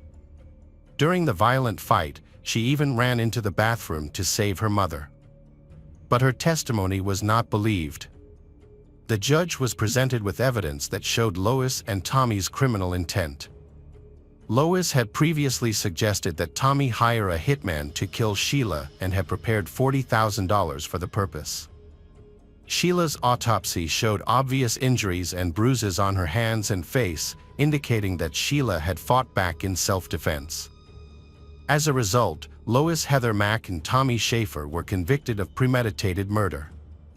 Under Indonesian law, they faced the death penalty. However, the court pardoned them. This leniency was largely due to their newborn child and the couple's deep remorse. Tommy realized the severity of his actions. Sheila's family later visited him in prison, talked to him, and expressed their grief. This interaction caused Tommy to fall into a depression. He began to hate himself and truly regret his choices. His mental state deteriorated, leading to health problems, causing him to lose 11 kilograms and look pale. In April 2015, the final court hearing concluded, and the judge announced the verdict. Lois Heather Mack was sentenced to 10 years in prison, while Tommy Schaefer received an 18-year term. The prosecution described them as ruthless criminals. However, Tommy's good behavior and expressed remorse helped him avoid a longer sentence. As they left the courtroom, Lois posed for photographers from various newspapers and, while drinking a soda that smelled of alcohol, smiled and made jokes. The only thing that troubled her was the fact that she would be released much earlier than Tommy. Meanwhile, Tommy looked at her with anger and wanted nothing to do with her, marking the end of their relationship. Lois, who avoided the death penalty and received a shorter sentence, acted provocatively in prison. She frequently took photos and videos with her friends in prison, enjoying their time together. She managed to get alcohol to drink. To earn money to buy alcohol, she sold food in the prison yard. The prison authorities allowed her to sell food, feeling sorry for her because she was a single mother, but they saw that she did not care much for her daughter, who spent her early years in terrible conditions. Tommy considered Lois a fallen person and mentally ill. One day, reporters secretly entered the prison and recorded footage of Lois having fun and dancing with friends in her cell. The footage quickly went viral on television and online, causing considerable public outrage. In response, Tommy filed a petition with the United States government, requesting that Lois be transferred from the Indonesian prison to a psychiatric hospital in the United States. In the petition, he expressed that he was not seeking sympathy but hoped that their daughter would grow up to be a good person. A year later, Tommy wrote a letter to his friends detailing how Sheila's murder was planned and carried out, and Lois's questionable actions in front of their young daughter Stella. Lois seemed to be focused only on her own gain, with no regard for Stella. The responsibility of looking after Lois' daughter Stella was eventually given to a fellow prisoner, Shouitt Melody Sert, who had been released. Ashar quickly adapted to life in Indonesia and married a wealthy local man. Stella was then placed in the care of the couple. The police identified Robert's involvement in Sheila's murder, leading to his quick arrest and trial in 2017. He pleaded guilty to breaking the law and being an accessory to Sheila's murder. During the trial, he revealed that in August 2014, Tommy had come to him for advice on how to carry out a murder. As a result, Robert received a 9-year prison sentence. Sheila's family was pleased with the outcome. While in prison, Lois ended her relationship with Tommy. In October 2021, Lois completed 7 years in an Indonesian prison and was paroled. Her reunion with her 6-year-old daughter, Stella, was a moment of liberation for her. Stella lived in Indonesia for another month before being extradited to the United States with her mother. At that point, her daughter no longer needed a guardian. Upon arriving in Chicago, Lois was arrested at the airport by FBI agents. She faced new charges of conspiracy to murder a U.S. citizen abroad and obstruction of justice. Lois attempted to draw media attention to her arrest, believing it was unfair, especially since she had already served time in Indonesia. She felt it was unfair that the police had brought new charges against her. At her first court appearance in the United States, Lois denied all charges against her. Her attorney, Keith Vogel-Barova, argued for her to be released on bail. In response, District Judge Charnell agreed to consider the appeal and heard from Assistant District Attorney Terry Keeney. The court needed a reasonable amount of time to make a decision. A week later, Lois reached a plea deal with police and pleaded guilty to conspiracy to murder U.S. citizen abroad. A hearing then took place in Illinois Federal Court. District Judge Matthew Kelly considered the prosecution's recommendation for a 28-year prison sentence, minus 7 years for time served in Indonesia. The judge then sentenced Lois Heather Mack to 26 years in prison, ordered her to pay $2,278 in restitution, and fined her $50,000.